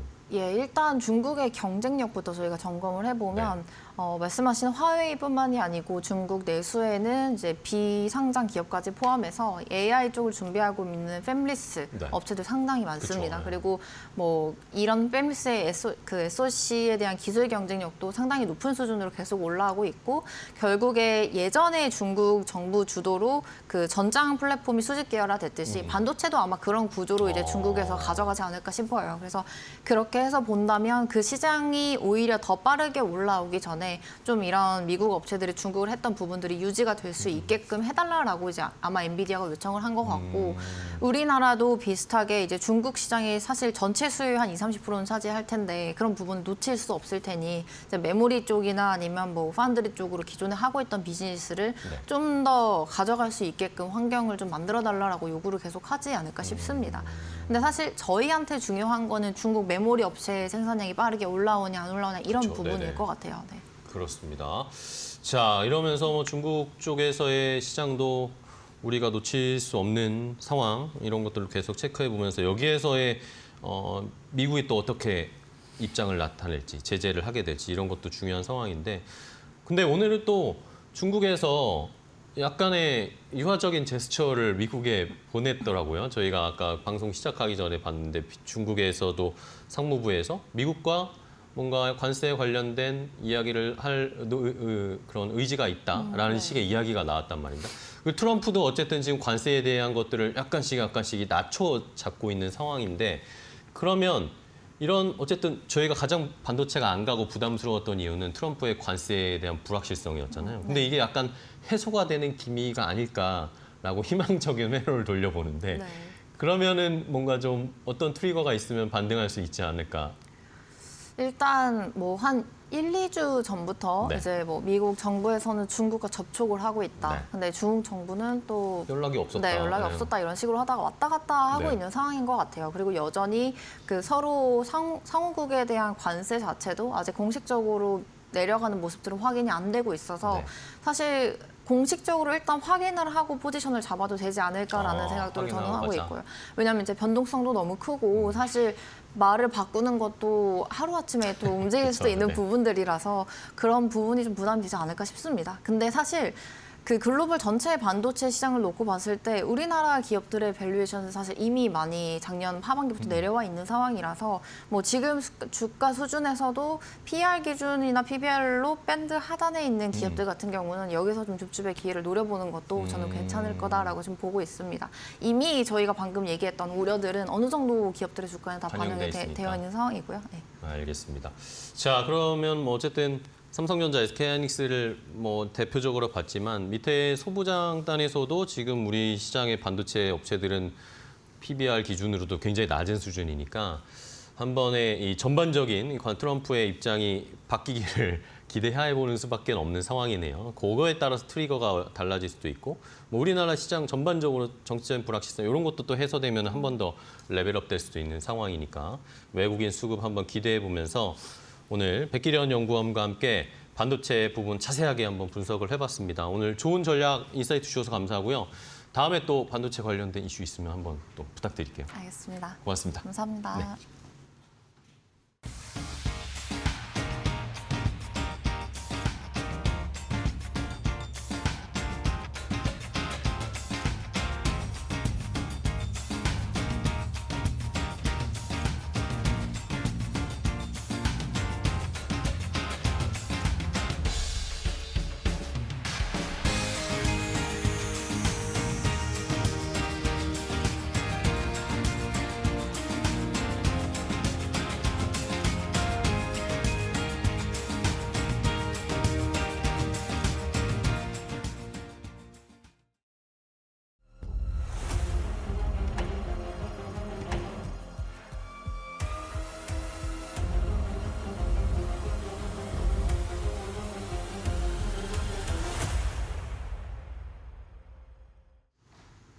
안녕하세요. 매드토크 신일섭입니다. 오늘의 주제는 마이크로소프트 어닝 서프라이즈 주가 급등세, 일라이릴리 주가 배수 부담 의견 주가 급락, 일본 도요타 자동차 닌텐도 랠리 지속, 대만 TSMC 각성 주가 저항권 돌파, 대한민국 정부 SKT 유심 관련 신규 가입 전면 중단 초강수의 유심 관련주 재급등 시작, 특징주 유비벨록스입니다.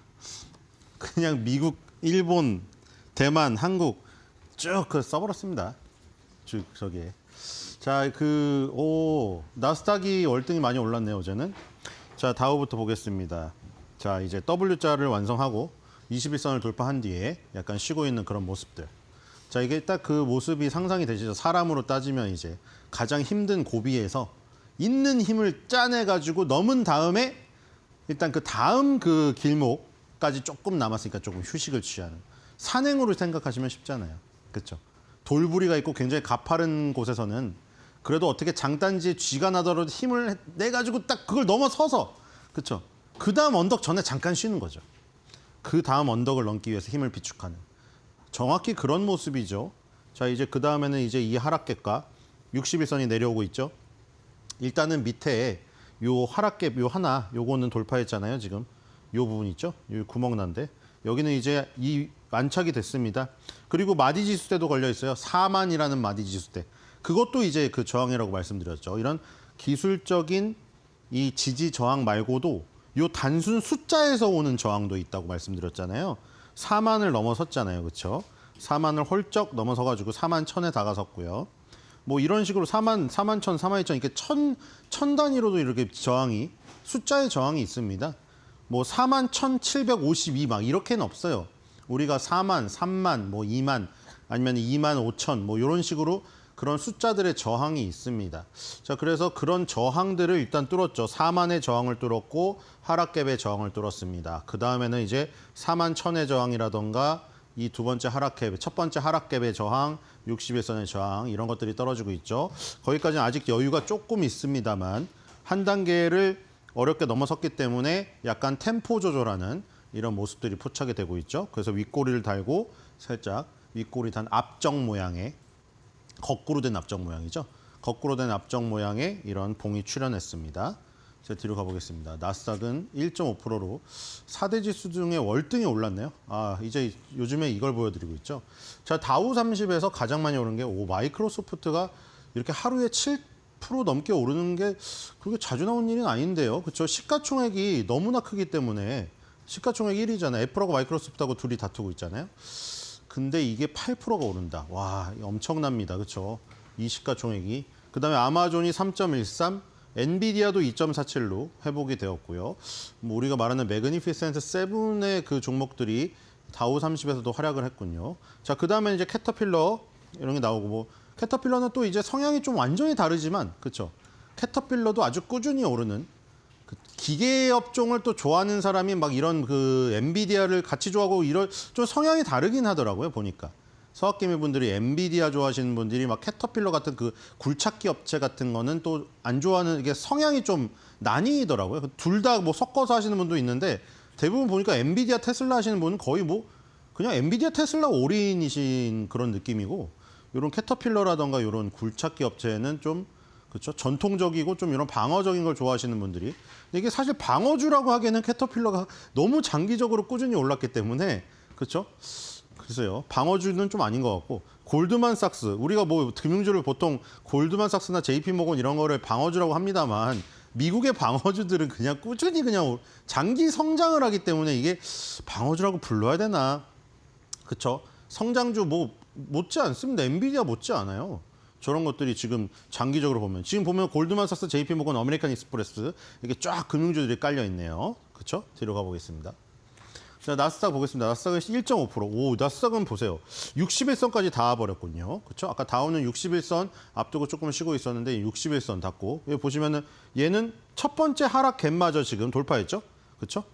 두 번째 하락 갭, 첫 번째 하락 갭 다 벌써 통과를 시켜가지고 어제는 상승 갭으로 하락 갭을 가장 이게 확실히 누르는 건 요겁니다.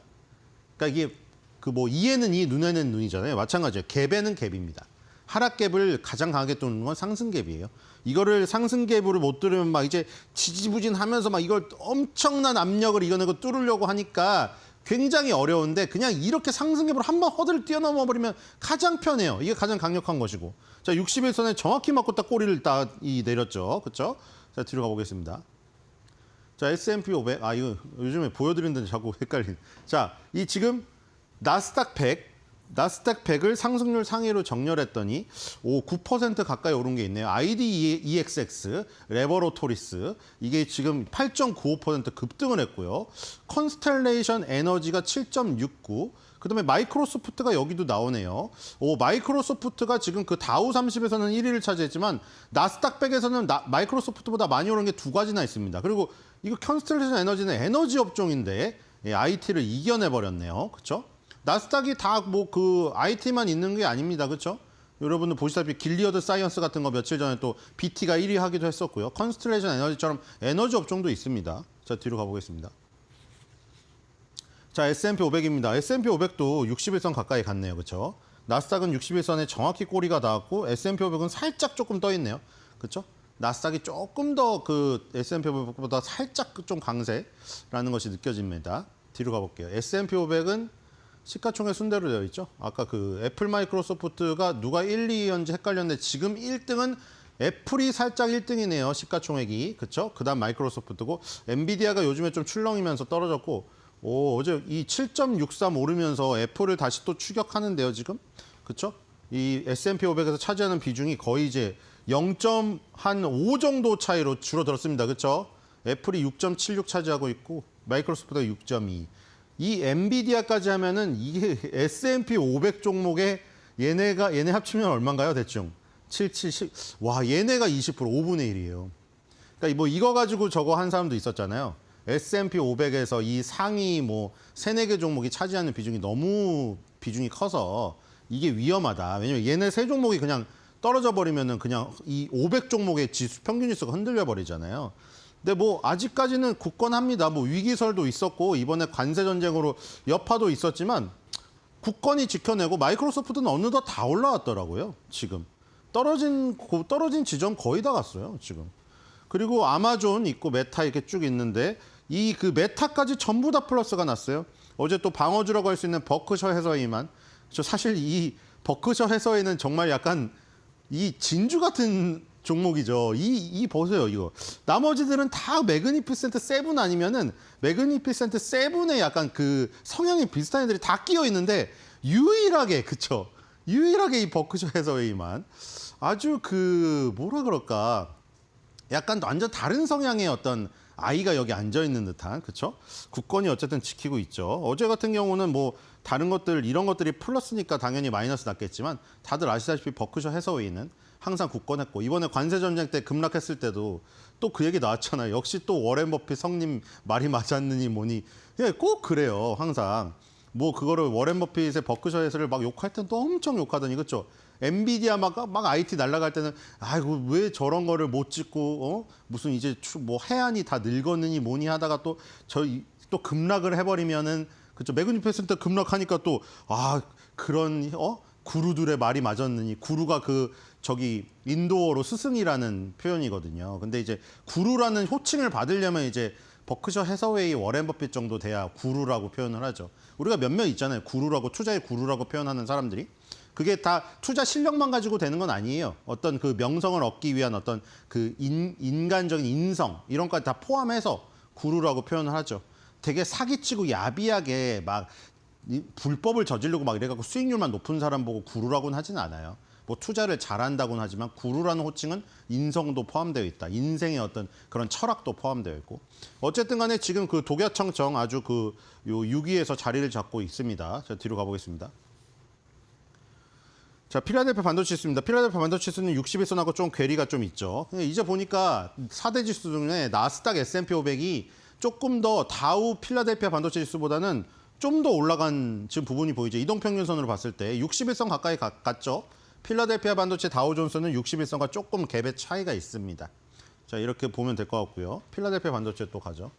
자, 이제 필라델피아 반도체도 마찬가지죠. 나스닥 필라델피아 반도체 이런 종목들이 막 오를 때는 또 워렌 버핏 뭐라고 하다가 지금 이게 인간의 마음이란 게 너무 간사해요. 뭐 물론 간사한 건지 그걸 또 언론이 더 증폭시키는 건지 모르겠지만 이러다가 또 주가 막 매그니피센트 세븐 다 폭락해봐요. 그럼 또 뭐 버크셔 해서웨이가 오랐느니 뭐 보험주가 근데 사람들 보험주 안 하잖아요, 솔직히. 그렇죠? 사람들이 다 그래요. 약간 볼보 실용성 있는 볼보 사러 갔다가 옆에 막 잘 빠진 페라리 보면 약간 눈이 돌아가는 사람들이 좀 그런 성향이 있어요. 근데 그런 것들은 뭐 어쩔 수 없죠. 자, 이 필라델피아 반도체 지수 30종목 보겠습니다. 제일 많이 오른 게 7.54% 오른 코어론트 코퍼레이션이고요. 그다음에 마블 테크놀로지가 4.42 올랐네요. 그리고 TSMC는 요즘에 계속 좋네요. 또 3.62로 3등 안에 들어갔습니다, 지금. 자, 뒤로 가보겠습니다. 자, 일본 보겠습니다. 일본이 요즘에 엄청난데요. 지금 일본이 이거 60일선 돌파했네요. 그렇죠? 미국 4대 지수는 60일선 돌파한 거 없잖아요. 가장 강한 것도 60일선 나스닥이 딱 꼬리 맞고 떨어졌는데 니케이는 지금 60일선 위로 지금 오늘 안착을 하는 모습입니다. 와, 여기부터 진짜 이 장대 양봉이 전환이 되는 그거였네요. 추세가.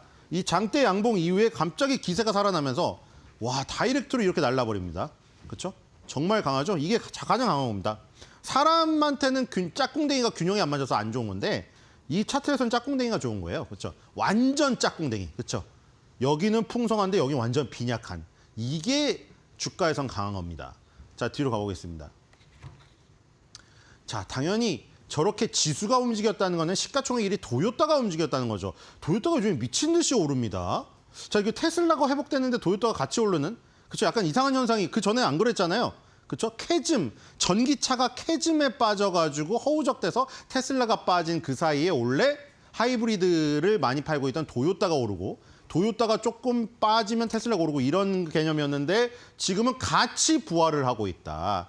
이런 모습이고요. 그 도요타 자동차를 빼면은 여기 10위에 닌텐도가 많이 오르네요. 닌텐도 스위치 2가 이제 곧 가을에 출시가 되는데 또 여러 아버님들의 지갑이 털리게 생겼죠. 자, 뒤로 가보겠습니다. 아버님들이 힘들수록 닌텐도는 호호거립니다. 자, 대만가권도 오늘 갭 상승을 띄우면서 지금 올라가기 시작합니다. 아직 61선과는 꽤 많은 갭이 있고요. 얘는 하락 갭을 아직 2개나 더 돌파를 시켜야 됩니다. 그렇죠? 뒤로 가보겠습니다. 이게 바로 그 도요타 자동차의 TSMC의 차이죠. TSMC도 이제 불붙기 시작하네요. 오늘 3.19% 오르고요. 홍하이 프리시전 폭스콘의 모회사도 2.47% 오르고. 자, 오늘 지금 ASA 테크놀로지도 예, 지금 오르고 있죠. 2.21%. 밸류체인이 다 오르고 있습니다. 지금 팹리스 기업 미디어텍만 플랫이고요.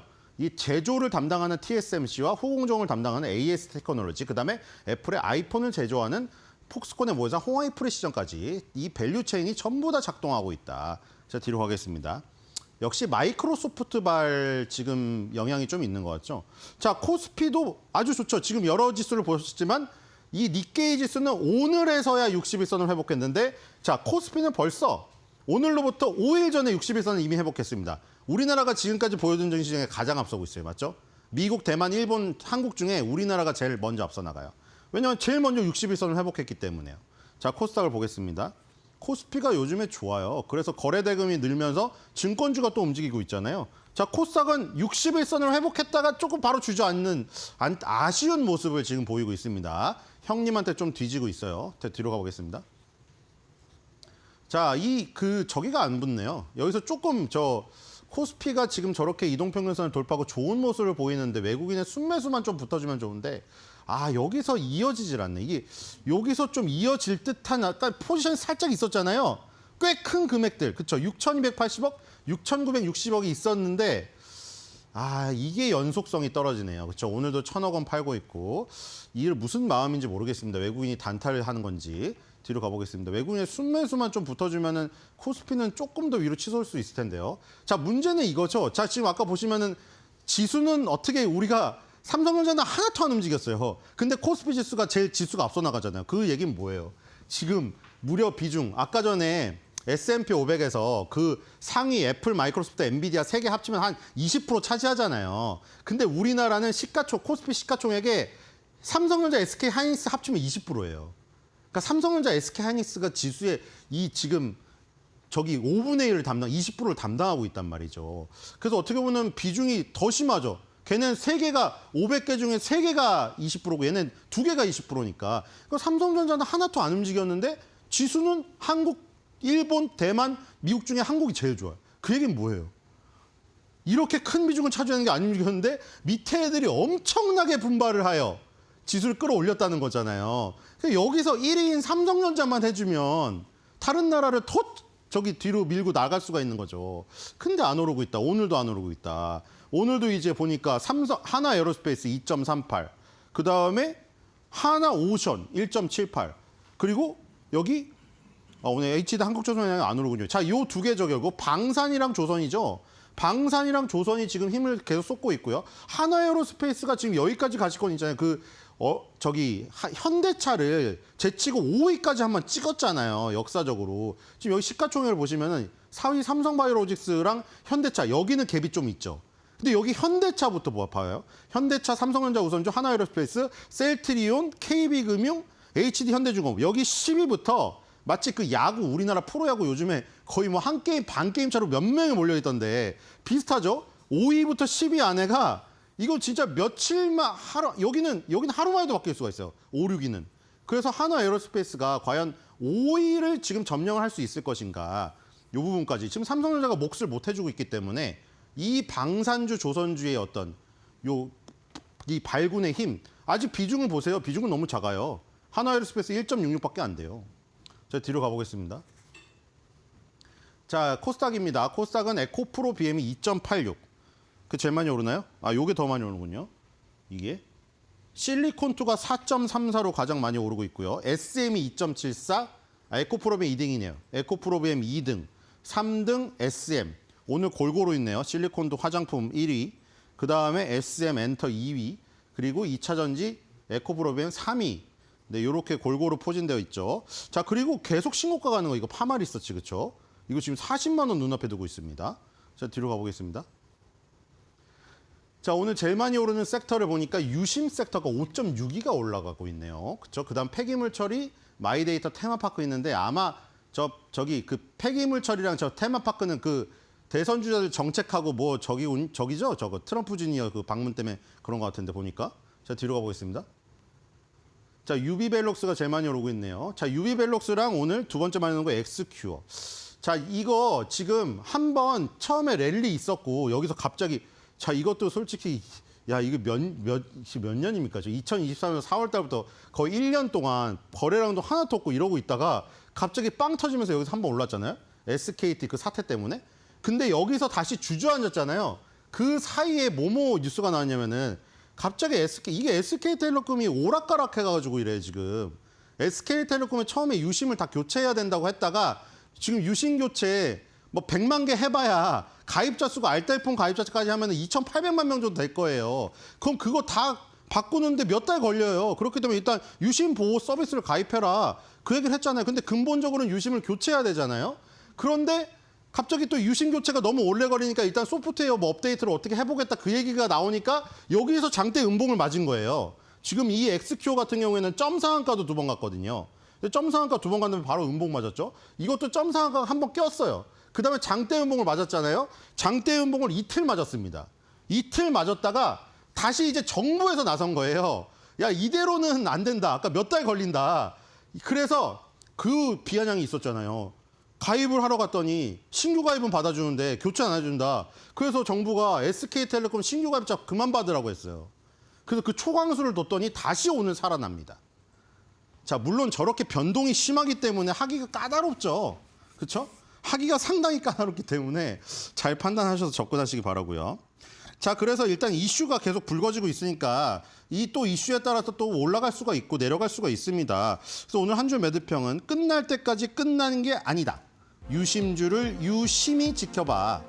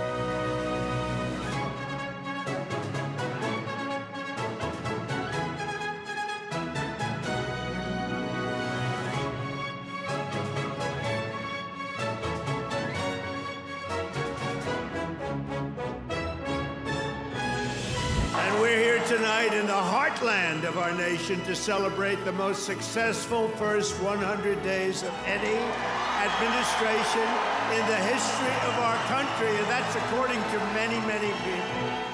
2020, he did so much for me. He's in North Carolina. What's the problem? Is that a radical left lunatic? He's just a child. Oh, I'm sorry. I'm sorry, ma'am. I thought it was a guy.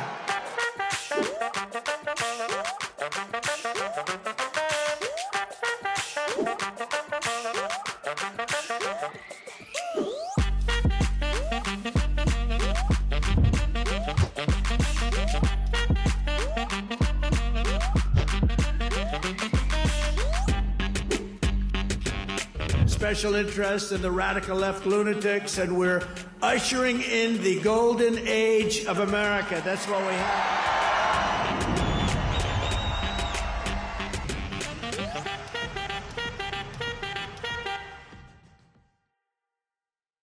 대담한 대담 시작하겠습니다. 네, 보셨죠? 트럼프 취임 100일이 지나갔습니다. 미국 경제의 현 상황과 관세 리스크 그리고 중요한 투자 전략까지 저희가 오늘 빠짐없이 챙겨드리도록 하겠습니다. 오늘 이 시간은 차영주 ISN 경제연구소 소장과 함께하겠습니다.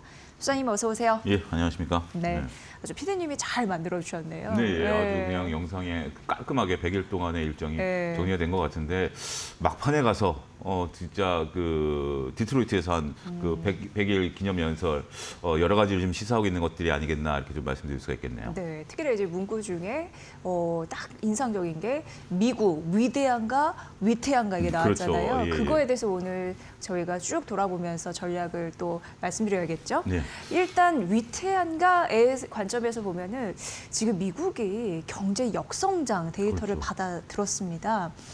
성장률 둔화도 나타나고 있고 앞으로 이게 심해질까에 대한 우려도 기업들도 촉각을 굉장히 곤두세우면서 받아들이고 있잖아요. 어떻게 보세요? 이게 예. 지금 이제 우리가 천천히 보면 트럼프 대통령은 이 성적표가 이제 바이든 것이다라고 이제 언급을 했습니다만 그렇지는 않죠. 바이든 1월 20일 이후부터 이렇게 보게 된다라면 지금 왜 성장률이 마이너스가 나왔는지에 대한 그것을 아는 것이 가장 중요하다라고 말씀을 좀 드릴 수가 있겠습니다. GDP 성장률이 마이너스가 나왔죠. GDP라는 것은 구성하는 게 정부, 그다음에 기업, 민간, 여기에 수출은 더하고 수입은 빼주는 거거든요. 수입이 많아지면 GDP가 마이너스로 갈 수밖에 없는 거죠. 그러니까 지금 미국 입장에서 보면 관세로 인해서 관세가 부과되기 이전에 대량 수입이 이루어졌고 이것이 수입이 증가함으로써 GDP가 마이너스가 됐다. 이게 이제 소위 이게 이 와꾸가 맞다라고 보는 것이 우리나라 삼성전자랑 현대차가 수출이 늘었잖아요. 1분기가 전통적으로 비수기임에도 불구하고 삼성전자와 현대차의 수출이 늘었다라는 것은 미국 입장에서는 수입이 늘어난 거거든요. 그러니까 우리가 수출이 늘었고 미국도 수입이 늘었어요. 그러다 보니까 미국 입장에서는 GDP가 마이너스가 된 거다. 이게 딱 논리적으로 설명이 충분히 가능하다라는 거죠. 그게 과연 바이든 때문일까요? 아니죠. 그 트럼프의 관세 정책에 따른 선구매가 좀 일어났던 부분들인데 문제는 이제 이러한 것들이 이제 본격적으로 이제 가시화되면 수입이 줄어들 가능성은 있어요. 그러면 GDP 성장률이 올라가겠죠. 그럼 또 트럼프 대통령은 봐라. 1분기 거는 바이든이 한 발 걸쳐 있으니 바이든 거고 우리가 수입이 줄었던 뭐 어쨌든 GDP는 올라가는 거 아니야? 뭐 이렇게 지금 얘기를 할 가능성은 있다라고 좀 말씀드릴 수 있겠죠. 어찌 됐든 지금 현재로서는 상당히 조금 어려운 미국의 시기를 좀 버텨내고 있는 것 같습니다. 그나마 다행스러운 것은 트럼프 대통령이 현재 지금 월가라든지 시장의 소리를 좀 들으면서 관세 정책을 좀 빠르게 진행시키려고 하는 부분들이 분명 존재하죠. 근데 여기서 한 가지 우리가 좀 먼저 말씀을 좀 드려야 되는 게 100일 동안에 민주당의 공격이 그렇게 크지가 않았어요. 그러니까 그것을 의아해하시는 분들이 제 주위에도 계시더라고요. 저 정도라면 우리나라도 소위 탄핵까지도 가는 그런 형국인데 미국도 탄핵 얘기가 간간히 나왔습니다. 왜 그런 게 안 나왔냐?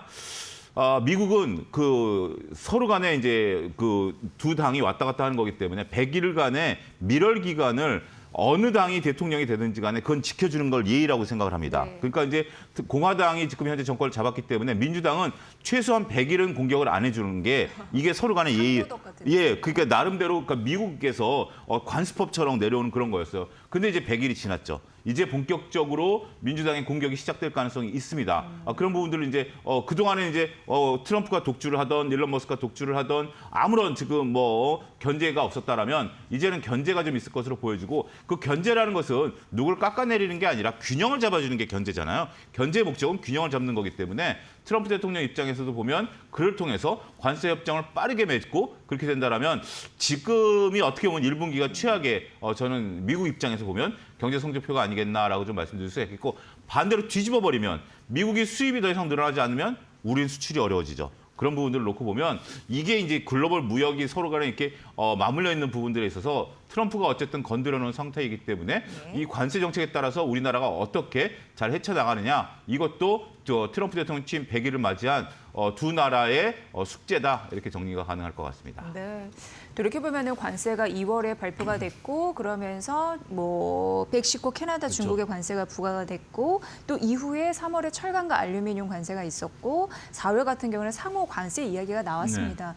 맨 처음에는 우리 쪽에서는 그러려니 했는데 이게 갈수록 조금 더 좀 현타가 오는 그렇죠. 조금 더 관세가 세게 매겨졌네라고 생각할 수 있는 포인트가 있었어요. 근데 미국 경제 역시 그러니까 민주당이 이제 100일이 지났으니까 그렇죠. 반격이 가능하다고 예. 했는데 관세 부메랑이 이 경제에 타격을 준 거야. 역성장 데이터를 만들어낸 거야. 이렇게 말할 수도 있겠네요. 그렇습니다. 근데 그런 것들이 우리가 이제 역설적으로 그런 설명이 이제 충분히 가능한 거고요. 어차피 우리가 GDP 공식에 따라서 이제 그런 것들이 나온 거기 때문에 이제 수입이 줄어들고 수출은 미국은 수출하는 국가는 아니니까 근데 이제 정부가 이제 이런 부분들을 또 어떻게 통제하는 나가느냐 그것이 이제 관건이 되지 않을까 싶습니다. 그래서 잠시 이제 미국 같은 경우에도 경기 풍향계로 생각할 수 있는 UPS가 감원을 시작했다고 네. 하더라고요. 이런 게 이제 찾으면 이제 시작이 되고 있습니다. 그렇습니다. 지금 이제 미국이나 중국 같은 경우도 서로 간에 이제 관세 피해를 보고 있어요. 우리가 이제 미국 같은 경우 이제 UPS 같은 경우 이제 우리가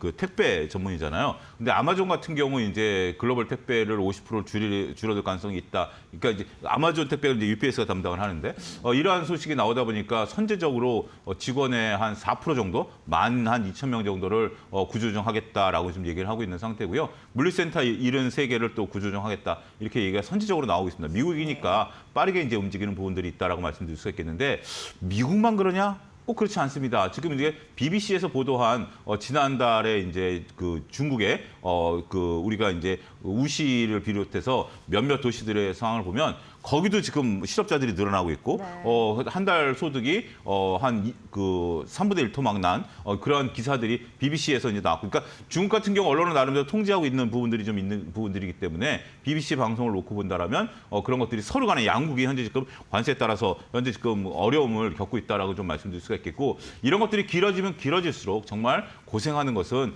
양국의 국민들이 아니겠나 이렇게 좀 말씀드릴 수가 있겠습니다. 네, 그러니까 물류뿐만 아니라 제조 그리고 그렇죠. 소매 업종 전반적으로 충격이 확산되고 있다라는 걸 말씀드리고 싶어서 네. 그 대표적인 예를 얘기를 했고요. 이렇다 보니까 이제 마이너스 뭐 역성장 FMC에도 금리 동결만을 주장하기에는 약간 어렵지 않을까라는 생각을 하게 됩니다. 트럼프는 뭐 여전히 금리 인하 뭐 계속 그렇죠. 압박을 하고 있고요. 예. 트럼프 대통령은 욕심이 어디일까요? 뭐 자기가 연준 의장이 되고 싶다라고 했고, 얼마 전에는 뭐 좀 그 하긴 험한 농담이지만 자기는 또 교황까지 하고 싶다 뭐 이런 네, 얘기까지 맞아요. 했으니까 네. 어찌됐든 지금 이제 파월과의 어떤 그 관계가 지금 현재 삐그덕거리고 있는 것은 사실이죠. 근데 키는 연준으로 넘어간 것 같다라고 저는 생각을 합니다. 왜냐하면 연준 입장에서 보면 굳이 빠르게 이런 것들을 하지는 않아도 된다라고 지표를 보고하겠다라는 부분들이죠. 5월 달에 금리 인하 가능성이 한 50%가 넘는 것 같아요. 근데 원래 이제 우리가 2월 달에 금리 인하를 한 차례 했고, 금리 인하를 올해 그 뒤에 이제 3차례 하겠다라는 점도표가 발표가 됐습니다만, 올해 2차례 내지 1차례 정도 할 가능성이 있다라고 현재 지금 월가는 3차례까지는 좀 힘들 것 같다. 왜냐하면 인플레이션 자극되고 있는 부분들과 경기 둔화가 현재 부딪히고 있기 때문에 3차례 힘들 것 같다. 그러면 2차례 정도면 5월 달에 한 번 하고 9월 달이나 이렇게 한 번 할 가능성이 있다라고 보는 거죠. 아니면 그 뒤에 이제 할 가능성이 있기 때문에 지금은 이제 5월 달에는 50% 이상 그 금리 인하에 대한 부분들은 조금 얘기가 있는 것 같아요. 근데 또 나름대로 신중론이 있어요. 올해 한 차례만 할 가능성도 있다. 이렇게 또 보는 시각도 있어요. 그러면 5월은 좀 빠르죠. 네. 그러면 이제 9월 달 정도 한 차례 하면 딱 맞는 시기이기 때문에 지금은 예단하기는 어렵다라고 좀 말씀드릴 수가 있겠습니다. 특히 이제 우리나라 같은 경우도 이제 미국과 이제 연계돼 있는 부분들인데 미국이 금리 인하 안 하는데 우리가 먼저 금리 인하를 하게 되면 그 양국 간의 금리 격차가 더 벌어지게 되거든요. 그렇기 때문에 우리도 현재 지금 뭐 가계부채라든지 경기 둔화에 따라서 금리 인하를 해야 되는 부분들이 있는데 미국의 결정에 따라서 우리도 이제 그것을 따를 수밖에 없는 상황이다 보니까 미국의 이제 입장을 좀 봐야 되겠죠. 파월 의장이 어떤 행보를 나타낼지가 좀 불분명한 것 같아요. 나름대로 우리가 이제 연준이 독립된 기관인데 파월 의장 스스로가 독립된 기관이라고 계속 외치고 있는 것을 보면 외압이 상당히 많다라는 반증이겠죠. 그 독립된 기관이 내가 독립이다라고 얘기하는 자체가 외압이 있다라는 반증인데 그것을 나름대로 잘 버텨내고 있는, 어떻게 보면 파월 의장 같은 경우는 경제학자 출신이 아니라 변호사 출신이기 때문에 오히려 더 정치적으로 변할 수 있으면 훨씬 더 정치적으로 변할 수 있는 분이고, 그러한 모습들은 좀 최근에 많이 보여왔기 때문에 저는 솔직히 얘기하면 아직 예단하기는 어렵다. 반반. 으로 지금 이제 50% 좀 넘긴 하겠습니다만 신중론을 좀 가져가는 것이 아무래도 대응의 영역에 있어서는 오히려 좀 안전성이 좀 높아지지 않겠는가 그렇게 말씀드릴 수가 있겠습니다. 네, 트럼프 대통령이 사실 뭐가 이슈가 잘못 이게 결과가 반영이 되면 이거는 전 바이든 행정부의 탓이다 이렇게 돌리기도 했는데, 지금 관세 리스크 이런 부분이 전반적으로 깔려 있는 상황에서 기업 실적 시즌 굉장히 여러 가지 발표들이 나오고 있잖아요. 근데 다행히도 뭐 마이크로소프트, 메타, 아마존, 애플 이런 실적 발표가 있었는데 뭐 긍정적인 그렇죠. 얘기들이 더 많이 나오는 것 같았어요. 어떻게 보셨나요? 일단 뭐 관세 영향이 그렇게 큰 종목들이 아니기 때문에 상당히 이제 실적들은 잘 나왔다라고 좀 말씀을 좀 드릴 수가 있겠습니다. 근데 일부 종목 같은 경우 슈퍼마이크론이라든지 일부 종목 같은 경우는 실적이 별로 안 좋았죠. 뭐 테슬라도 실적이 별로 안 좋았고요. 이런 기업들 몇몇 기업들 같은 경우는 그러니까 이제 이게 관세뿐만이 아니라 본질적인 어떤 업황에 있어서 나름대로 조금 서로 간의 각기 전투가 벌어지고 있다라고 말씀드릴 수가 있겠죠. 전반적으로 시장 그 뉴욕 증시 같은 경우 이제 바닥을 좀 찍고 올라가는 듯한 모습을 좀 보여주고 있는 상태에서 실적이 뒷받침되고 있으면 결국 그동안의 조정을 다시 되돌릴 수 있는 그런 역할들을 할 수 있을 것으로 보여지거든요. 근데 지금 그 이재 기자가 말씀하신 것들을 보면 전반적으로 우리가 AI 쪽이에요. 예. AI에 관련돼 있는 뭐 IT, AI 다 관련돼 있는 이러한 부분들을 그런 기업들이 여전히 강세고 전통적인 제조업이라든지 단순히 반도체 칩만 제조하는 기업들 같은 경우는 조금 실적이 둔화되는 그런 모습들이 확인이 되고 있기 때문에 AI 중심으로 우리가 포트폴리오를 계속해서 구성하고 끌고 가는 전략.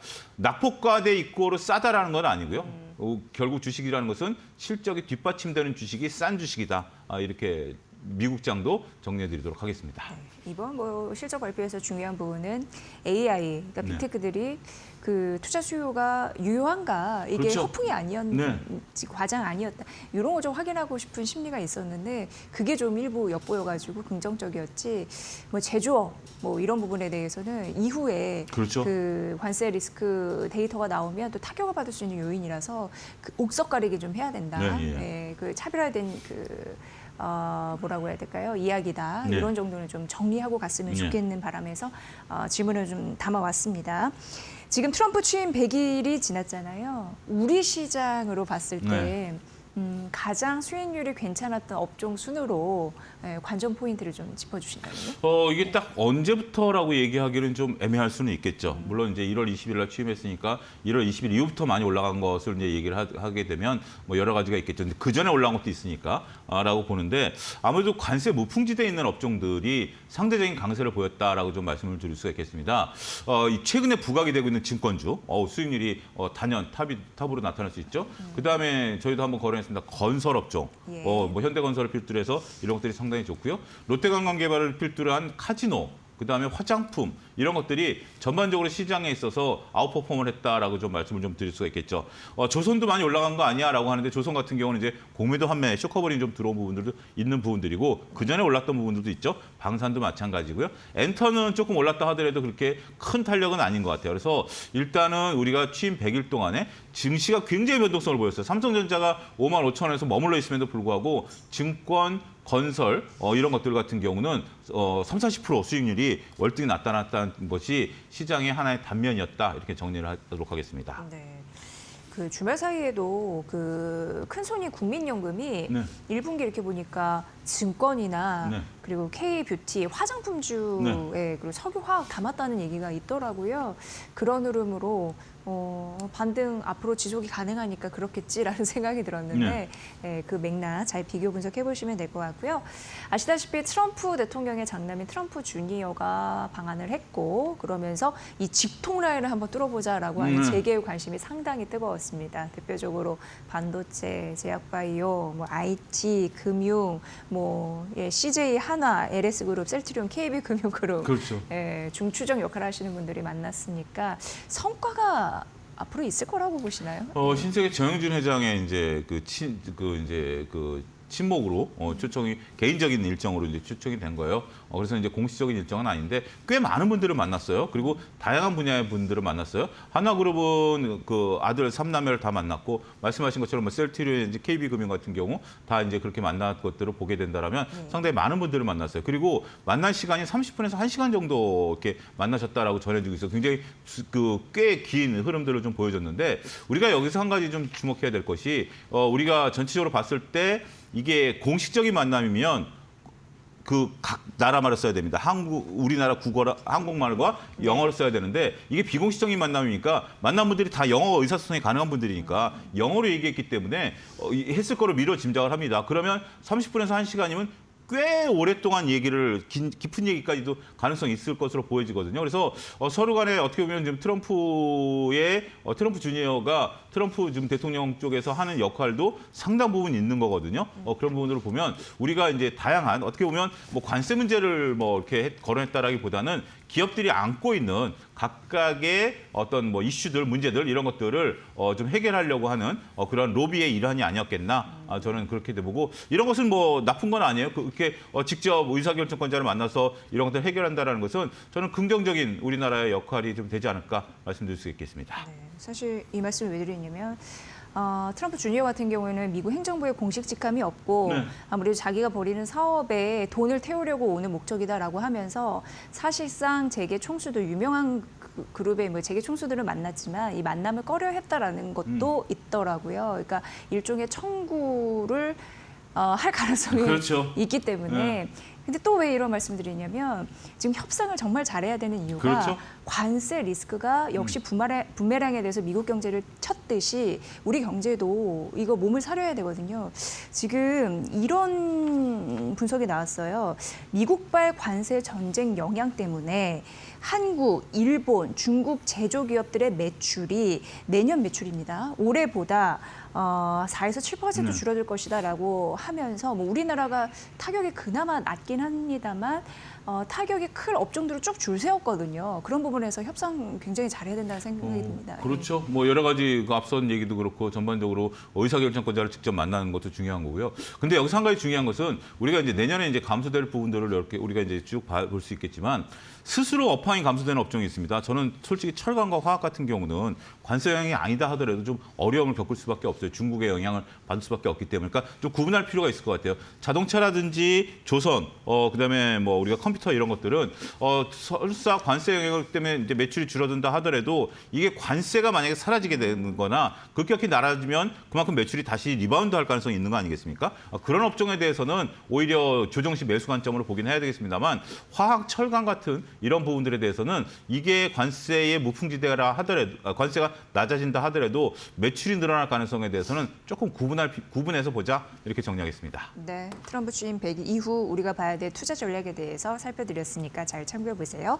차영주 IS 경제연구소 소장과 함께 대담한 대담 진행했습니다. 잘 들었습니다. 감사합니다.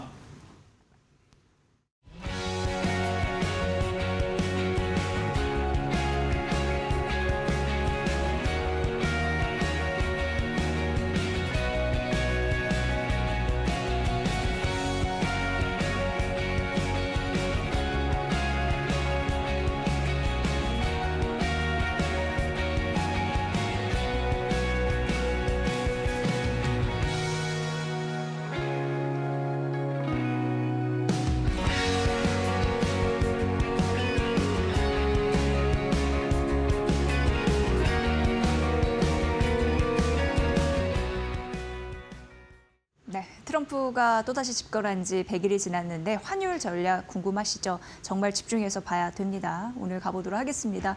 자, 일단 미국의 투자 자산들은 지금 꺾이는 흐름들이 나타났습니다. 대표적으로 4월 초만 하더라도 미국 주식 떨어졌고 그리고 채권 가격 하락했고 달러의 가치가 주저앉는 흐름들이 나타났죠. 1분기 경제 성장률은 역성장했다라고 앞 코너에서도 말씀드렸는데 지금 관세가 예상보다 세게 나왔다라는 부분과 더불어서 경기 둔화에 대한 우려가 커지는 상황입니다. 트럼프 대통령이 줄기차게 얘기했던 이민자 정책의 영향도 한가의 이유로 거론이 되더라고요. 그렇다 보니까 달러의 힘이 약해지다 보니까 달러 말고 어떤 걸 사야 될까 당연히 많은 부분들이 촉각을 곤두세웠던 그 이슈인데 그렇다 보니까 지금 엔화와 프랑스에 조금 더 자금이 몰리는 흐름들이 나타나고 있는 상황입니다. 달러 지수는 연초 대비해서 8에서 9% 빠졌는데 프랑스, 영국 통화 같은 경우에는 오히려 8에서 9% 상승한 흐름들이 있었고 엔화 같은 경우에는 달러 지수에 포함되기 때문에 아시아권이라고는 생각 안 하고 선진 통화라고 인식이 되잖아요. 그래서 그래서 최근 흐름은 선진국 통화가 강세 힘을 보였다라는 점입니다. 반대적으로 봤을 때 아시아 통화, 아시아는 거의 외국에서 생각했을 때 중국과 동일시하고 있습니다. 우리나라도 마찬가지입니다. 베트남, 대만, 우리나라 다 비슷하게 취급을 받고 있는 상황인데 원화는 달러 약세 영향을 덜 받았습니다. 그래서 달러가 8에서 9% 떨어짐에도 불구하고 원화는 3% 강세, 상승에 그쳤다라고 얘기를 할 수 있는데 증권사에서는 이제 원화와 달러가 어떤 영향을 미치면서 이렇게 가는지 봤을 때 지금 과도한 저평가다라고 얘기를 하고 있거든요. 그럼 원화 자산 전략을 세울 때 어떤 부분을 어떤 환경을 고려해야 될지 살피도록 하겠습니다. 일단 1분기 우리나라입니다. 경제는 역성장하는 흐름들이 있었는데 당연히 뭐 좋은 얘기는 안 들리죠. 안과 밖으로 경제가 부진하다는 얘기 들리고 그리고 이제 미국 수입 수요가 위축되고 있는 상황에서 근데 이런 부분은 좀 긍정적이에요. 미국 말고 다른 비미국 국가 같은 경우에는 내수 부양에 대한 의지가 있거든요. 그래서 우리나라 입장으로 봤을 땐 국내 소비재 수출 이런 부분은 좀 개선이 가능할 것이다라는 부분은 좀 언급이 되고 있는 상황입니다. 우리나라 입장에서 보면은 지금 조기 대선 과정을 거치고 있는 상황인데 내수 부양이 본격화될 가능성이 있습니다. 지금 추경 같은 경우에는 13조 8천억 원에서 1차 국회 문턱을 통과를 했고요. 이후 대선이 치러진 이후에 2차 추경안 나올 텐데 여기에 관심이 집중될 것으로 예상이 됩니다. 왜냐하면 정부도 그렇고 민간도 그렇고 여러 가지 경제를 좀 활성화시키기 위한 정책이 나올 거니까요. 한국은행 같은 경우에도 금리 인하가 가능할 것이다라는 예상도 올해 아닙니다. 나타나고 있는 상황입니다. 이 부분은 좀 지켜보셔야 될 것 같습니다. 미국과 한국의 그 고위급 협상이 있었죠. 관세 대상에서. 그런데 미국은 한국이 환율을 조금 더 생각해야 되지 않냐라고 얘기를 하고 있는 상황인데요. 아무래도 우리나라의 환율 민감하게 봐야 되는 상황이 있는데 그럼에도 불구하고 그 플라자 합의 1985년도에 나왔던 그것까지는 안 될 것이다라는 얘기 나오고 있고 지금 미국과 일본 협상 과정 보니까 2차에서는 그 환율이 빠졌더라고요. 그러니까 최악의 상태는 아닐 것이다라는 예상이 있으니까 그 부분은 참고해 보시면 될 것 같습니다. 자, 그렇다면 우리가 더 뭐를 봐야 될까? 트럼프는 지금 경상수지 적자를 강달러 탓으로 내비치고 있는 상황이잖아요. 그래서 약달러 추진하고 있고 저금리 가야 된다고 해서 연준을 지속적으로 압박하고 있는 상황입니다. 지금 그러나 달러 약세는 패권 붕괴까지는 아니라고 합니다. 패권에 도전하는 통화는 있을지라도 달러는 여전히 수요가 강하고 유로화는 달러와 가치를 대치할 수 없다라고 얘기가 되고 있어서요. 그래서 결국 원화 같은 경우에는 예측은 쉽지는 않겠지만 대외 달러 자산에 움직일 가능성이 있고 다음 페이지에서 마지막으로 투자 전략을 말씀드린다면 상반기까지 환율 안정화 가능성은 있는데 원화가 강세가 심해질 것이다라고 생각하는 것보다 구간 조정이 좀 필요하다라는 부분으로 조금 더 이런 유연한 전략을 세워야 된다라고 얘기했으니까 이 부분 증권사의 투자 판단 잘 참고를 해보시면 될 것 같습니다. 원화 자산 관련 투자 전략 설명을 해드렸습니다. 자, 한 주의 마지막 금요일 오후까지 잘 마무리 저희 데일리 TV 보시면서 해주시고요. 연휴 잘 쉬시고 또 다음 주에 뵈야 될 것 같습니다. 네, 저희는 다음 주 수요일에 이 시간에 여러분을 찾아뵙겠습니다. 함께해 주신 여러분 고맙습니다. 고맙습니다.